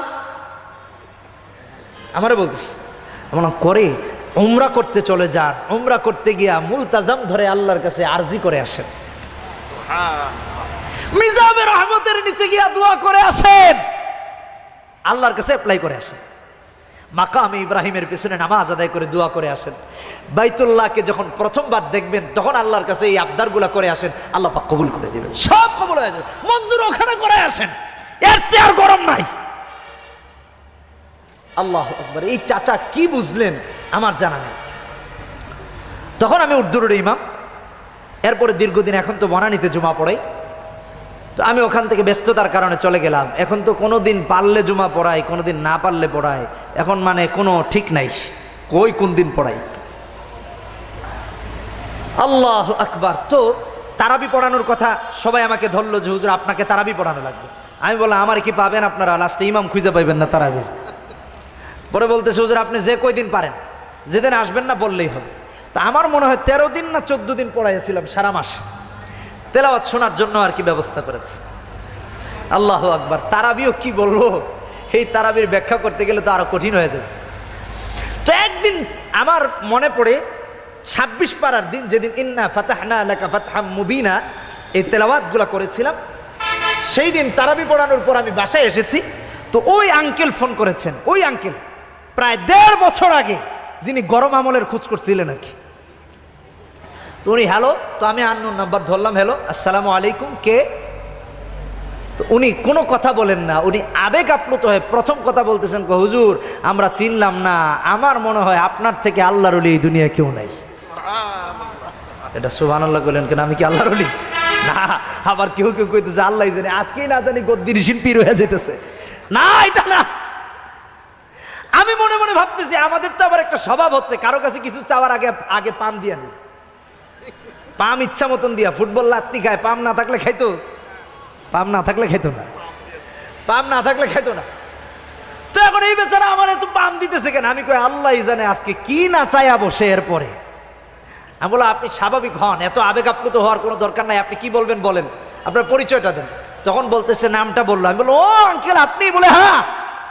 কই বাবা আমার এত খুশি লাগতেছে, ওই যে আপনি বলেছিলেন আমি তারপরে উমরা করতে গিয়েছিলাম, উমরা করে এসেছি আলহামদুলিল্লাহ, আমার ছেলে মেয়ে উভয় ব্যারিস্টারি পরীক্ষা দিয়ে এসেছে লন্ডন থেকে, একটা কবুল, 2 নাম্বার আমার কোটি টাকার ঋণ পরিশোধ হয়ে গেছে আলহামদুলিল্লাহ। মুলতাজাম ধরে ধরে দোয়া করেছিলাম, যা যা দোয়া করেছি আল্লাহ সবগুলা কবুল করে দিয়েছেন। আল্লাহু আকবার। ফাইন্নাহুমা ইয়ানফিয়ানিল ফাকরা ওয়াজ যুনুব। আজকে যুবক 70,000 টাকার মোবাইল ইউজ করে, এরকম যুবকের অভাব নাই। আইফোন 6 প্লাস 64 জিবি এই আমি মালয়েশিয়া তাফসিরে গেছিলাম যখন, মালয়েশিয়া থেকে তখন আনলাম, তখন মনে হয় 70,000 টাকা না কত টাকা দাম পড়লো আইফোন 64 GB। আপনাদের এখানে তো বসুন্ধরা সিটি আছে, আপনারা তো আরো ভালো জানেন কোথায় কি দাম, আমি তো আর এত জানি না। তো 70-80 টাকার মোবাইল ইউজ করে তারপরে সানি লিওনের কনসার্টের টিকিট নাকি 15,000 টাকা সর্বনিম্ন। 5 জনের টিকিটের টাকা জমাইল উমরার, সুবহানাল্লাহ, উমরার ব্যবস্থা হয়ে যায়। আল্লাহু আকবার। ভাই এত টাকা দুনিয়াবি কাজে খরচ না করে আল্লাহর ঘরটাকে দেখে আসেন, আল্লাহর ঘরটাকে দেখে আসেন, লাইফ চেঞ্জ হয়ে যাবে, লাইফ চেঞ্জ হয়ে যাবে। আল্লাহু আকবার। আল্লাহ সবাইকে তৌফিক দান করুন, বলেন আমিন। আরো জোরে বলেন আল্লাহুম্মা আমিন। হে আল্লাহ, আমরা এখানে যারা উপস্থিত আছে সবাইকে হজ্জে বাইতুল্লাহ নসিব করুন, যারা একবার করেছেন বারংবার তৌফিক দান করুন, বলেন আমিন। আজকে হজ্জে বাইতুল্লাহকে বলা হলো আল্লাহর গজব। আল্লাহর গজব না, আমি মানতে পারছি না। ইসলাম কি বলে, রাসূলের হাদিস কি বলে, রাসূলের হাদিস কি বলে? আত-তারগীব ওয়াত তারহীবের 2য় খণ্ডের 178-79 নম্বর পৃষ্ঠার হাদিসটা দিলে আপনাদেরকে শোনায়া দিই। রাসূলুল্লাহ বললেন, মান খারাজা হাজ্জান ফামাতা কুতিবা লাহু আজরুল হাজ্জি ইলা ইয়াউমিল কিয়ামা। সবক নিয়ে যান। ওয়ামান খারাজা মুতামিরান ফামাতা কুতিবা লাহু আজরুল মুতামিরি ইলা ইয়াউমিল কিয়ামা। ভাইরা আমার, বন্ধুরা আমার, কেউ যদি হজ করতে বের হয়ে মারা যায়, কিয়ামত পর্যন্ত যতবার হজ হবে, হজ্জে মাকবুল, হজের সওয়াব আল্লাহ পাক তার আমলনামায় লিখে দেন। যে ব্যক্তি হজ করতে গিয়ে মারা যায়, যেদিন মক্কাতে ক্রেন দুর্ঘটনা ঘটলো, মক্কার অনেক ভাইরা আমার কাছে ফোন করে দোয়া চাইতেছেন। এরকম অবস্থা কোনোভাবে মানতে পারতেছিলাম না। অনলাইন মিডিয়াগুলো খুলে দেখলাম হা ঘটনা সত্য। সারাটা রাত চিন্তা করলাম, পেরেশান হয়ে গেলাম যে আল্লাহ, তুমি এই অদমকেও বাইতুল্লাহর জিয়ারতের তৌফিক দিয়েছিলা। ওই সময় যদি এটা হতো আর আমি যদি মারা যেতাম, আমার থেকে আর সৌভাগ্যের অধিকারী কেউ হতো না, আমার থেকে আর সৌভাগ্যের অধিকারী কেউ হতো। রাসূলুল্লাহ বলতেছেন, ওয়ামান খারাজা মুতামিরান ফামাতা কুতিবা লাহু আজরুল মুতামিরি ইলা ইয়াউমিল কিয়ামা। জামারাতে এত হাজি মারা গেল, যাদেরকে নিয়ে যারা অপব্যাখ্যা করেছে কাফের মুশরিকেরা। না না না না না, আত-তারগীব ওয়াত তারহীবের 2য় খণ্ডের 178-79 নম্বর পৃষ্ঠায় হাদিস রাসূল বললেন, যে ব্যক্তি হজ করতে বের হয়ে মারা যায়, কিয়ামত পর্যন্ত যতবার হজ হবে ততবারের কবুল সওয়াব আল্লাহ পাক তার আমলনামায় লিখে দেয়। যে ব্যক্তি উমরা করতে গিয়ে মারা যায় আল্লাহর রাস্তায়, কিয়ামত পর্যন্ত যতবার উমরা করা যেত ততবারের সওয়াব আল্লাহ পাক তার আমলনামায় লিখে দেয়। ওখানে গিয়ে মরলে অভিশাপ নয়, গজব নয়। আমি সর্বপ্রথম একবার নয়, আল্লাহ পাক যদি আমাকে একবার জীবন দান করতেন আর আল্লাহর ঘরে গিয়ে যদি মারা যেতাম, আবার যদি জীবন দান করতেন আবার মারা যেতাম, 1,00,000 বার যদি এই মৃত্যু হতো, তারপরেও কোনোদিন তৃপ্ত হতাম না, তারপরেও তৃপ্ত হতাম না। এত ফজিলত ওখানে গিয়ে মারা যাওয়া। কেন এই কথাগুলা বললাম? ওখানে গেলে তো গুনাহ মাফ হয়ে যায়। তিরমিজির হাদিস খুলে দেখুন, তিরমিজির হাদিস খুলে দেখুন। বাইতুল্লাহ যারা যাবেন তাদের জন্য সবক দিয়ে দিচ্ছি, ট্রিটমেন্ট করে দিচ্ছি, প্রেসক্রিপশন। যারা মক্কায় যাবেন, চাই উমরা করতে যান আর চাই তাওয়াফ করতে যান, এই হাদিস থেকে একটা প্রেসক্রিপশন হচ্ছে, খেয়াল করে শুনেন। তিরমিজির 876 নম্বর হাদিসে আরবের ছাপায় রাসূল বলে দিলেন, মান তাফা বিল বাইতি 50 মাররাতান খারাজা মিন যুনুবিহি কায়াউমিন ওয়ালাদাতুহু উম্মুহু। যে ব্যক্তি বাইতুল্লাহ গেল, হাট যাওয়ার পরে একবার নয়, 2 বার নয়, 7 চক্করে একবার হয়, 50 বার আল্লাহ পাকের ঘরের তাওয়াফ করেছে, আল্লাহ পাক তার আমলনামার সমস্ত গুনাহগুলা মাফ করে দেন। সমস্ত গুনাহ মাফ হয়ে যায়। ওখানে তো শুধু গুনাহ মাফ হতেই থাকে, দোয়া কবুল হতেই থাকে। এর আরো নজির তিরমিজির হাদিস খুলে দেখুন, 886 নম্বর হাদিস। রাসূলুল্লাহ বললেন, কোন পাথরে আপনি আর আমি চুমু দেই? হাজরে আসওয়াদ জান্নাতি পাথর। সুবহানাল্লাহ, জান্নাতি পাথর, দুনিয়া পাথর, জান্নাতি পাথর। রাসূলুল্লাহ বলতেছেন, তিরমিজির হাদিস 886 নম্বর হাদিস, নাজালাল হাজরুল আসওয়াদু মিনাল জান্নাতি ওয়া হুয়া আশাদ্দু বায়াদাম মিনাল লাবান ফাসাওয়াদাতুহু খাতায়া বানি আদম। নবীজি বললেন, ওখানে হাজরে আসওয়াদ রেখে দিয়েছি, চুমু দিলে গুনাহ মাফ হয়ে যায়। সুবহানাল্লাহ, সুবহানাল্লাহ, চুমু দিলে গুনাহ মাফ হয়ে যায়। জান্নাতি পাথর যা কালো ছিল না, ওয়া হুয়া আশাদ্দু বায়াদাম মিনাল লাবান, দুধের চেয়েও বেশি সাদা ছিল। বনি আদমের গুনাহগুলো টানতে টানতে হাজরে আসওয়াদ হয়ে গেছে, সাদা জান্নাতি পাথরটা কালো পাথরে পরিণত হয়ে গিয়েছে। এই হাজরে আসওয়াদ কেমন হাজরে আসওয়াদ? বুখারীর হাদিস খুলে দেখুন, আরবের ছাপা 1597 নম্বর হাদিস। হযরত ওমর বলতেছেন, ইন্নী আ'লামু আন্নাকা হাজার, হাজরে আসওয়াদকে উল্লেখ করে, উদ্দেশ্য করে, এই হাজরে আসওয়াদ, আমি জানি তুমি হাজরে আসওয়াদ কালো পাথর। লা তাদুররু ওয়া লা তানফা, তুমি কাউকে উপকারও পৌঁছাতে পারো না, কাউকে ক্ষতিও করতে পারো। তাহলে কি করতে পারো? কেন তোমাকে চুমু দেয় মানুষ, আর আমি ওমর কেন চুমু দিচ্ছি? আল্লাহু আকবার। কেন? ওয়ালাউলা আন্নী রাআইতুন নাবিয়্যা সাল্লাল্লাহু আলাইহি ওয়াসাল্লাম ইউকাব্বিলুকা মা ক্বাব্বালতু। আর হাজরে আসওয়াদ, আমার নবী যদি তোমাকে চুমু না দিতেন, আমি ওমর তোমাকে কোনোদিন চুমু দিতাম না। হাজরে আসওয়াদে চুমু দিচ্ছেন, কোথায় চুমু দিচ্ছেন? যেখানে আপনার আমার কলিজার টুকরা নবীর ঠোঁট মোবারক লেগেছে, সেই জায়গায় আপনি আর আমি চুমু দিচ্ছি। আমার হজের সফর একদিন চুমু দিতে গেলাম, ভিড়ের কথা মনে পড়লো, বাইহাকের আরেকটা হাদিস মনে পড়ে গেছে, আত-তারগীব ওয়াত-তারহীব। হযরত ওমর ধাক্কা দিয়ে দিয়ে চুমু দিতে যাচ্ছিলেন। নবীজি বললেন, ওমর না, ধাক্কা দিয়ে যাও না, কাউকে কষ্ট দিয়ে হাজরে আসওয়াদে চুমু দেওয়ার কোনো দরকার নাই। হযরত ওমর দেন নাই। এই হাদিস মনে পড়ে গেছে, আবার ফিরে আসছি, চুমু দিতে যাইনি। আরেকদিন চুমু দিতে গেলাম, আবার ধাক্কা ধাক্কি, আবার এই হাদিস মনে পড়েছে, আবার চলে আসছি, দেই নাই। আরেকদিন চুমু দিতে গেলাম, আবার এই হাদিস মনে পড়ে গেল। যখন মদিনায় চলে যাব, এক একজন হাজি এসে এসে গর্ব করে করে বলতেছে, আমি চুমু দিছি। আজকালকে হজ করে মানুষ আলহাজ লাগানোর জন্য, নেক নিয়তে নয়, নামের আগে আলহাজ। কি নামের আগে কি? নামের সৌন্দর্য বাড়ে, পদোন্নতি হয়। তো একজন এসে এসে বলে, আরে আমি হাজরে আসওয়াদে চুমু দিছি, আমি। এখন বাকি যারা দেয় না এরা কান্দে, হায় আমি দিতে পারলাম না। এই বড়ত্ব আর বড়াইয়ের জন্য যদি হয়, তাহলে আরেকটা হাদিস সবক নিয়ে নেন, আরেকটা হাদিস নিয়ে নেন। তিরমিজি 976 নম্বর হাদিসে রাসূল বললেন, ওয়াল্লাহি লা ইয়াবআসান্নাহুল্লাহু ইয়াউমাল কিয়ামাতি লাহু আইনান ইউবসিরু বিহিমা ওয়া লিসানুন ইয়ানতিকু বিহি আলা মান ইসতালামাহু বিহাক্কি। কিয়ামতের ময়দানে এই হাজরে আসওয়াদের দুটো চোখ থাকবে, চোখ দিয়ে দেখবে, জবান থাকবে, মুখ দিয়ে কথা বলবে। কি দিয়ে কথা বলবে? মুখ দিয়ে কথা বলবে, আর বলবে, আল্লাহ তোমার এই বান্দাটা আমাকে তোমার সন্তুষ্টির জন্য ইখলাসের সাথে চুমু দিয়েছে, তুমি তারে জান্নাতি বানায় দাও, জান্নাতি বানায় দাও।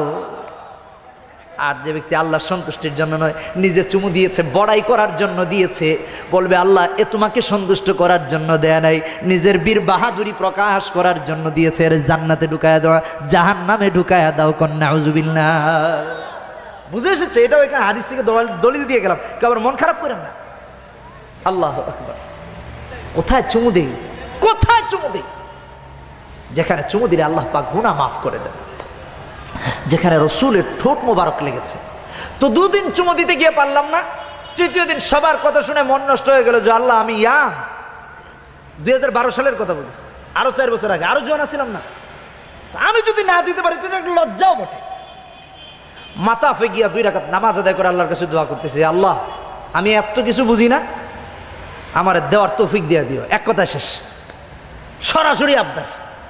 যার সাথে যার ভালো সম্পর্ক কয় না, ভাই আপনি আমার দিয়ে দেন, কিভাবে দিবেন আমি জানি।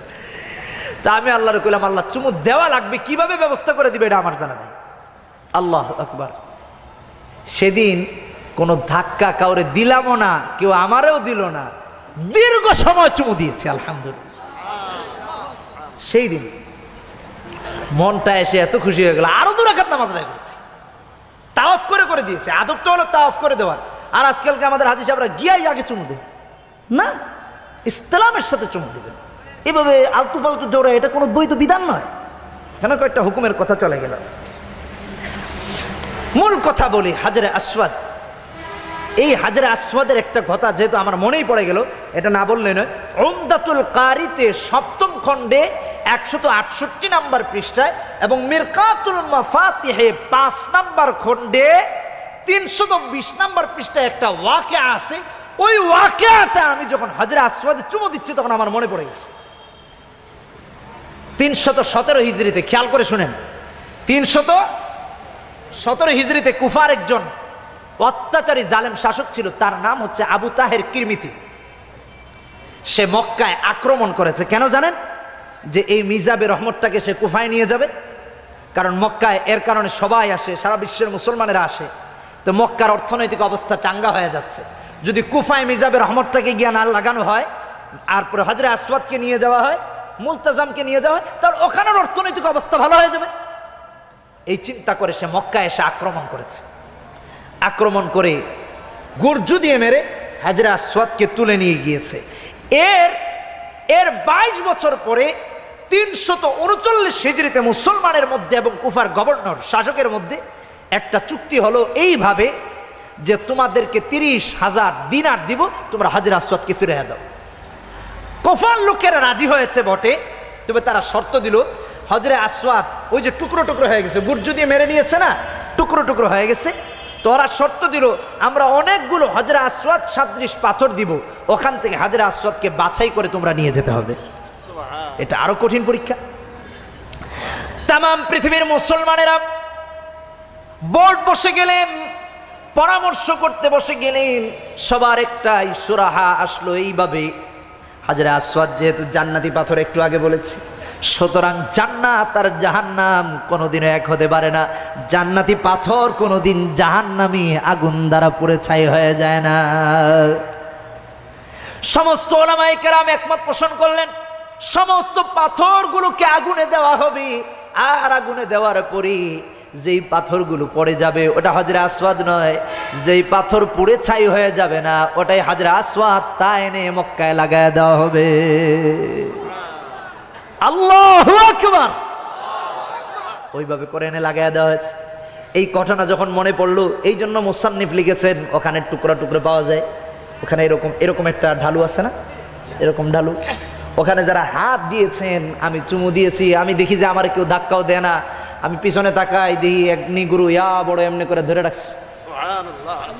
তা আমি কই কি ব্যাপার, আমার সরায় না কেন কেউ? তো আমার এই হাদিসের এই কিতাবের কথাটা যখন মনে পড়েছে, এই ওয়াকিয়া, তখন আমি আবার মুসান্নিফের কথা মনে হওয়ার পর হাত দিয়ে দেখতেছি এইভাবে করে, দেখি হ্যাঁ আলহামদুলিল্লাহ। আপনারা গেলেও দেখবেন ওখানে টুকরো টুকরো, এদিকে এক টুকরো, এদিকে এক টুকরো, এদিকে, আলহামদুলিল্লাহ। এইভাবে করে যাচাই করেছি এই ওয়াকিয়া। আল্লাহু আকবার। আল্লাহ পাক আমাদের সবাইকে ওখানে সহিভাবে চুমু দেওয়ার তৌফিক দান করুন, বলেন আল্লাহুম্মা আমিন। আরেক ইয়া বিশাল উঁচু লোক গিয়েছে, গিয়া বলে can you help me? Yes, no problem, কিন্তু আমি চিন্তা করতেছি এই লোক এত লম্বা, এর কিভাবে কাঁধে উঠাবো। বলতেছে তুমি আমাকে হেল্প করতে পারবো? আমি বললাম করো। তো কোনো রকম পারি আর না পারি ধরে তুলছি, নিজ দিয়ে অবস্থা তো আমার খারাপ হয়ে যাচ্ছে।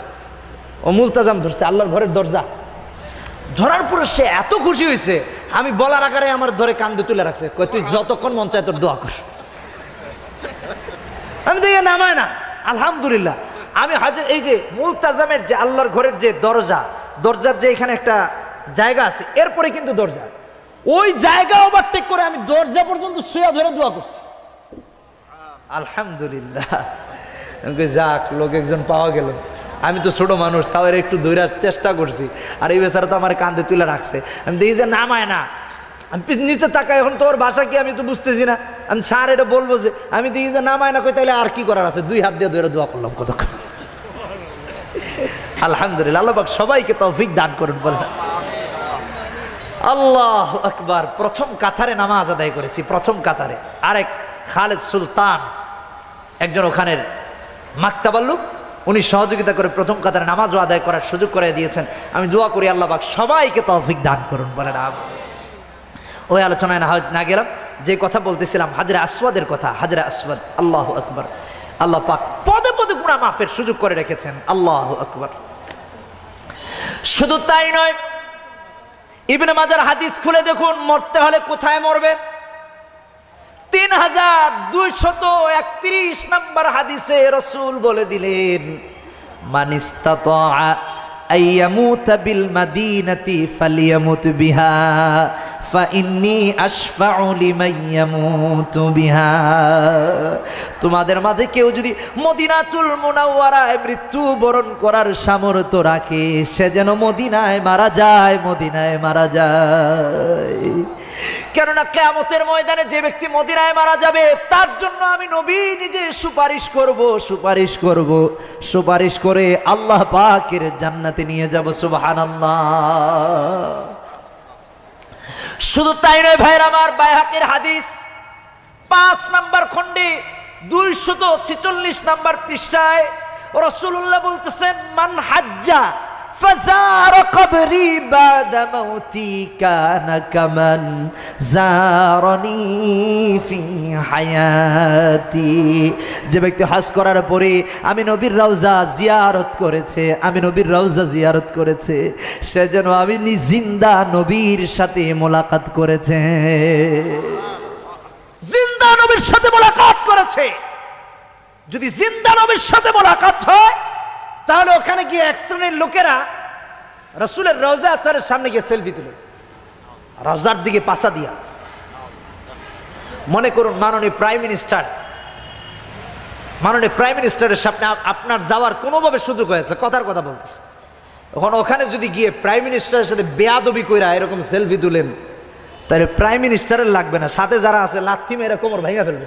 বেয়াদব, বের হয় এখান থেকে, কে তোর এখানে আসার পারমিশন দিয়েছে? যিনি দু জাহানের বাদশা, তার সামনে গিয়ে আপনি সেলফি তোলা নিয়ে ব্যস্ত, কখন এটা ফেসবুকে আপলোড করবেন? হাজি সাহেব, চরম বেয়াদবি, চরম বেয়াদবি। বাইহাকির হাদিসে রাসূল বললেন 246 নম্বর পৃষ্ঠায় 5 নম্বর খণ্ডে, মান হাজ্জা, হজ করলো, ফাযার কবরি বাদা মাউতি, আমার মৃত্যুর পরে আমার রওজা আতহার জিয়ারত করে এসে, রাসূল বললেন কানা কামান যারানি ফি হায়াতি, সেজন্য আমি মুর্দা নবী নয়, জিন্দা নবীর সাথে মোলাকাত করেছে। তাহলে জিন্দা নবীকে পাছা দিয়া পিছ দিয়া বেয়াদবি করে আপনি সেলফি তুললে এটা কি গুনাহ হবে নাকি নেক কাজ হবে? গুনাহ হবে। আর যদি বেয়াদবি না করে আদব কায়দার সাথে যদি গিয়া জিয়ারত করেন, সারা জিন্দেগির গুনাহ মাফ হয়ে যায়। হাদিস থেকে ডকুমেন্টস দেব, বুখারীর 1871 নম্বর হাদিস, রাসূলুল্লাহ বললেন, ইন্নী উমিরতু বিকারিয়াতিন তাকুলুল কুরা ইয়াকুলুনা ইয়াসরিব ওয়া হিয়াল মাদিনা তানফিন নাসা কামা ইয়ানফিল কিরু খাবাথাল হাদিদ। যে ব্যক্তি সহিভাবে সুন্দরভাবে এখানে এসে জিয়ারত করে যায়, আল্লাহর রাসূল বললেন তার জিন্দেগির গুনাহগুলো ওইভাবে মাফ হয়ে যায় যেভাবে কামারের চুলার আগুন জংকৃত লোহার জং দূর করে দিয়ে দেয়। কামার চিনেন তো? লোহা ঠিক করে না, বাঁকাটারে সুজা করে, সুজাটারে বাঁকা করে।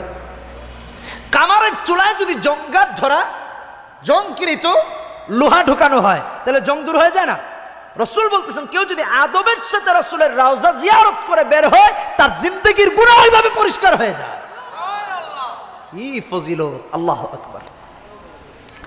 দারাকুতনির হাদিসে 3 নম্বর খণ্ডে 334 নম্বর পৃষ্ঠায় রাসূল বলতেছেন, মান যারা কবরি ওয়াজাবাত লাহু শাফাআতি, যে ব্যক্তি আমার রওজা জিয়ারত করে আমি নবী তার জন্য সুপারিশ করে আল্লাহ পাকের জান্নাতে নিয়ে যাব, ওয়াজিব হয়ে যায়।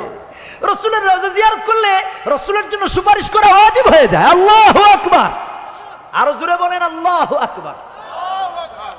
শুধু তাই নয়, কোরআনুল কারীমের একটা আয়াত দিয়ে দৃষ্টান্ত দিয়ে শেষ করে দিচ্ছি। সূরা নিসা, সূরার নাম কি? সূরা নিসা 64 নম্বর আয়াতে আল্লাহ রাব্বুল আলামিন বললেন ওয়ালাউ আন্নাহুম ইযলামু আনফুসাহুম জাউ, খেয়াল করে শুনেন, ফাস্তাগফিরুল্লাহ ওয়াস্তাগফারা লাহুমুর রাসূলু লাওয়াজাদুল্লাহা তাওয়াবার রহিমা। মদিনায় যে যান, সারা জিন্দেগির গুনাহ মাফির সিস্টেম বলে দিচ্ছে, একটু খেয়াল করে শুনেন, যারা যান নাই এখনো যাবেন, আর যারা গিয়েছেন তারাও আদব শিখেন।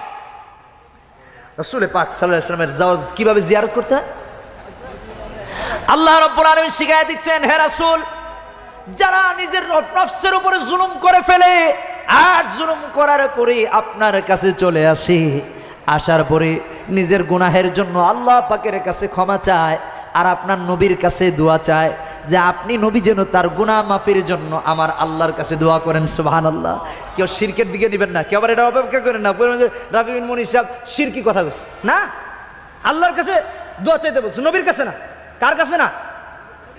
তাহলে এখানে ওলামায়ে কেরাম আছেন, আল্লাহ রাব্বুল আলামিন এই সূরা নিসা 64 নম্বর আয়াতে বলছেন ওয়ালাউ আন্নাহুম ইযলামু আনফুসাহুম, যারা নিজের নফসের উপর জুলুম করে যাও হে রাসূল আপনার কাছে এসেছে, ফাস্তাগফিরুল্লাহ, তারপর ক্ষমা চাইছে কার কাছে? আল্লাহর কাছে। আর ওই সমস্ত লোকের জন্য যখন ওয়াস্তাগফারা লাহুমুর রাসূল, রাসূল নিজে ক্ষমা চেয়েছেন, আল্লাহ পাক তাদের তাওবা কবুল করে নেন। তাহলে রাসূলের রওজা যেহেতু হায়াতুন নবী, কিভাবে জিয়ারত করবেন?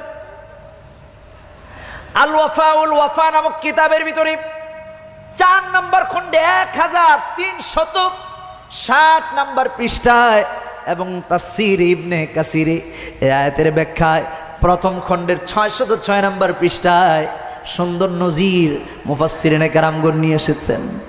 কিভাবে কিভাবে কিভাবে প্রখ্যাত মুহাদ্দিস মুহাম্মদ বিন উবাইদুল্লাহ বিন আমর উদ্বি রাহিমাহুল্লাহ তাআলা, ও মুসলমান, কিভাবে রাসূলের রওজা জিয়ারত করার কথা ছিল আর কিভাবে করতেছে। মুসলমানের সেলফি তোলা নিয়ে ব্যস্ত হয়ে গেছে, সালাম দেওয়ার সহি তরিকা জানে না, রাসূলের রওজায় গিয়ে বিয়াদবি করতেছে। না না না, আদব শিখে নেন, কিভাবে রাসূলের রওজা জিয়ারত করা লাগে, আদব শিখে নেন, আদব শিখে নেন, আদব শিখে নেন। প্রখ্যাত মুহাদ্দিস মুহাম্মদ বিন আবদুল্লাহ বিন ওমর উতবি বলেন, রাসূলের ইন্তেকালের পরে এক গ্রাম্য আরবী রাসূলের রওজা জিয়ারত করার জন্য এসে হাজির হয়ে গেছে, আর রাসূলের বিয়োগ ব্যথা সহ্য না করতে পেরে কাঁদতে কাঁদতে পেরেশান হয়ে গিয়েছে, কাঁদতেছে আর রাসূলের রওজা জিয়ারত করতেছে। আব্দুল্লাহ বিন উবাইদুল্লাহ বিন মুহাম্মদ বিন উবাইদুল্লাহ বিন আমর উতবি দেখতেছে রাসূলের আবেগ ধরে রাখতে না পারে, ভালোবাসার কথা ধরে রাখতে না পারে, এই বদ্ধ লোকটা কানতে কানতে রাসূলের শানে কবিতা আবৃত্তি করতেছে, যা আজও মদিনাতুল মুনাওয়ারায় 4টা পিলারের ভিতরে 4টা লাইন লেখা রয়েছে। সুবহানাল্লাহ। এই মুহাম্মদ বিন উবাইদুল্লাহ বিন আমর উতবি এই ঘটনা বর্ণনা করেছে। আল্লাহু আকবার, এই বদ্রের এই ঘটনা। তাহলে কি লেখা রয়েছে? ইয়া খায়রা মান দুফিনাত বিল কা'i আ'যামুহু فطاب من طيبهن القاع والأكم يا خير من دفنت بالقاع أعظمه فطاب من طيبهن القاع والأكم نفس الفداء لقبر أنت ساكنه فيه العفاف وفيه الجود والكرم মদিনা আজও লেখা আছে, গিয়ে দেখাইছেন 4টা পিলারের ভিতরে লেখা আছে।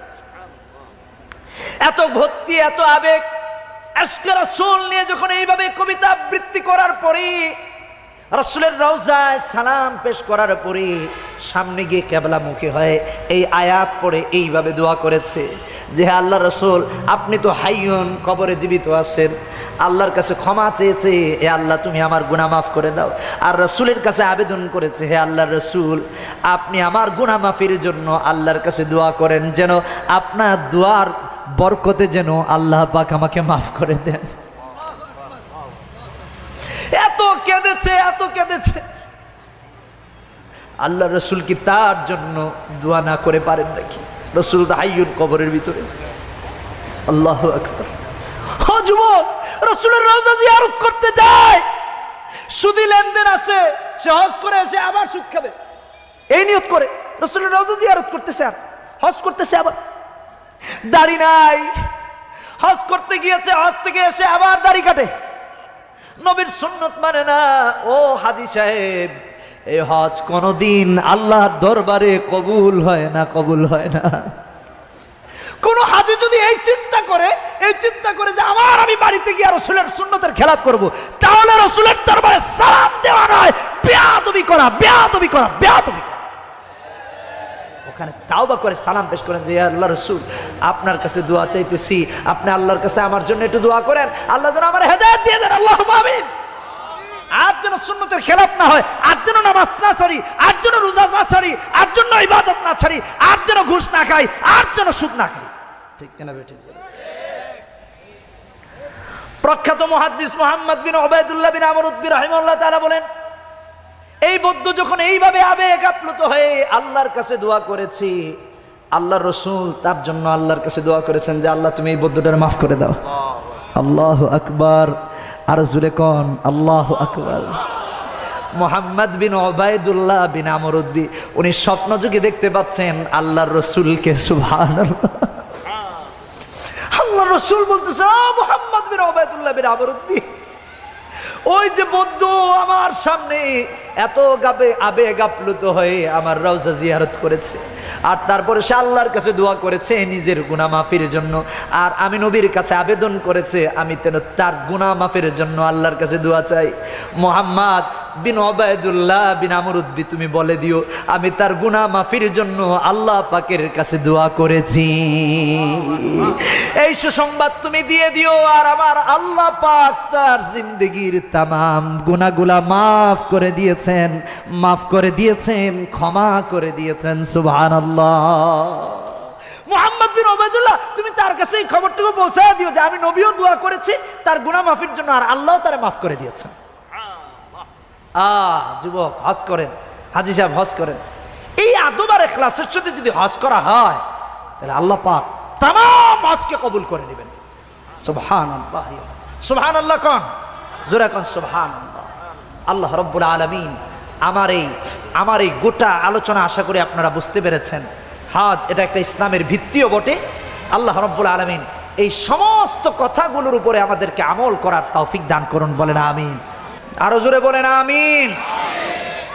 সবাই হাত তুলে ওয়াদা করি, সবাই হাত তুলে ওয়াদা করি, বলেন হে আল্লাহ, আজ থেকে ওয়াদা করলাম আর জীবনে কোরআন সুন্নাহ বিরোধী কোনো কাজ করব না। হে আল্লাহ, আমাদের সবাইকে আপনি হজ্জে মাবরুর নসিব করুন, বারবার হজ করার তৌফিক দান করুন। জোরে বলেন আল্লাহুম্মা আমিন। আরো জোরে বলেন আমিন। আল্লাহ পাক সবাইকে কবুল ও মঞ্জুর করে নেন। ওয়া আখিরু দাওয়ানা আনিল হামদুলিল্লাহি রাব্বিল আলামিন। আস্তাগফিরুল্লাহ, ইন্নাল্লাহা গফুরুর রহিম। লা ইলাহা ইল্লাল্লাহু মুহাম্মাদুর রাসূলুল্লাহ। আল্লাহ পাক সবার তওবা কবুল করে নেন। সবাই আল্লাহ পাকের কাছে দোয়া করবেন, আল্লাহুম্মা আমিন।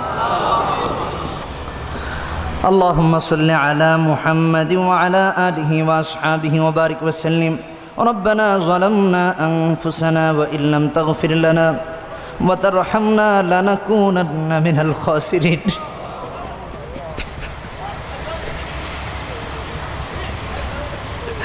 ربنا فاغفر لنا ذنوبنا وكفر عنا سيئاتنا وتوفنا مع الأبرار. ربنا إنك من تدخل النار فقد أخزيته وما للظالمين من أنصار. ربنا ولا تحملنا ما لا طاقة لنا به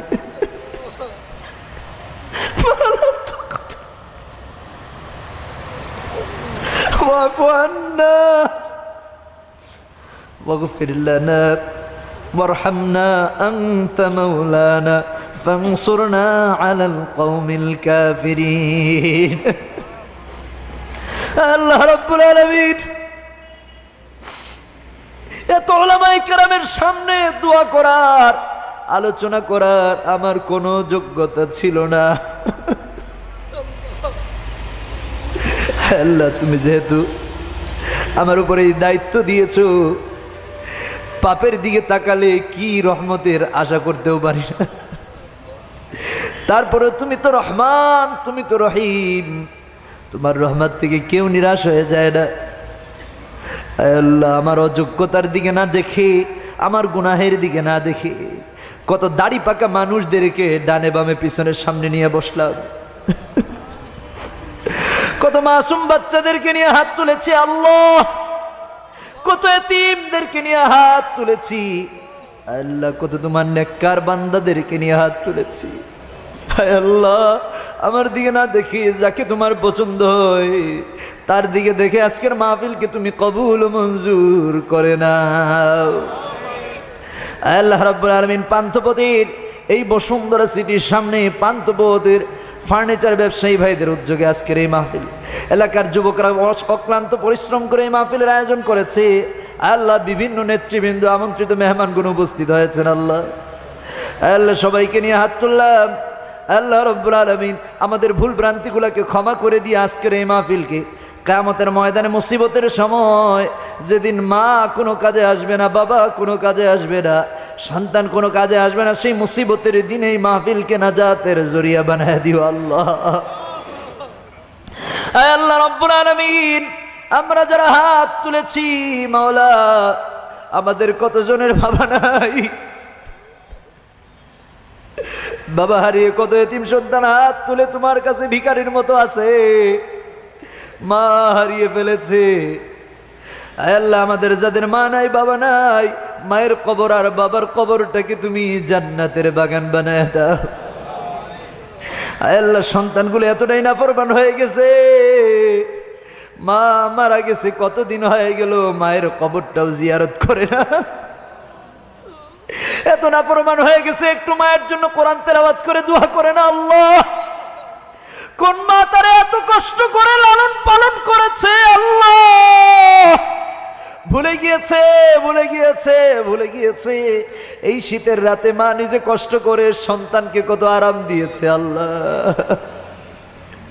নিজে কষ্ট করে কম্বল গায়ে দেওয়া সন্তানকে লালন পালন করেছে, কুলে কাকে করে মানুষ করলো। বাবার অক্লান্ত পরিশ্রম মাথার ঘাম পায়ে ফেলে দিয়ে সন্তানের মুখে দুমুঠো ভালো খাবার জুটাইছে, ভালো কাপড় পরিধান করাইলো। আর আজকে মায়ের জন্য, বাবার জন্য সন্তানগুলো একটু দোয়াও করে না আল্লাহ, তুমি বুঝ দিয়ে দাও। আল্লাহ রাব্বুল আলামিন, আমাদের যাদের মা বেঁচে আছেন, বাবা বেঁচে আছেন, তুমি নেক হায়াত দিয়ে দাও।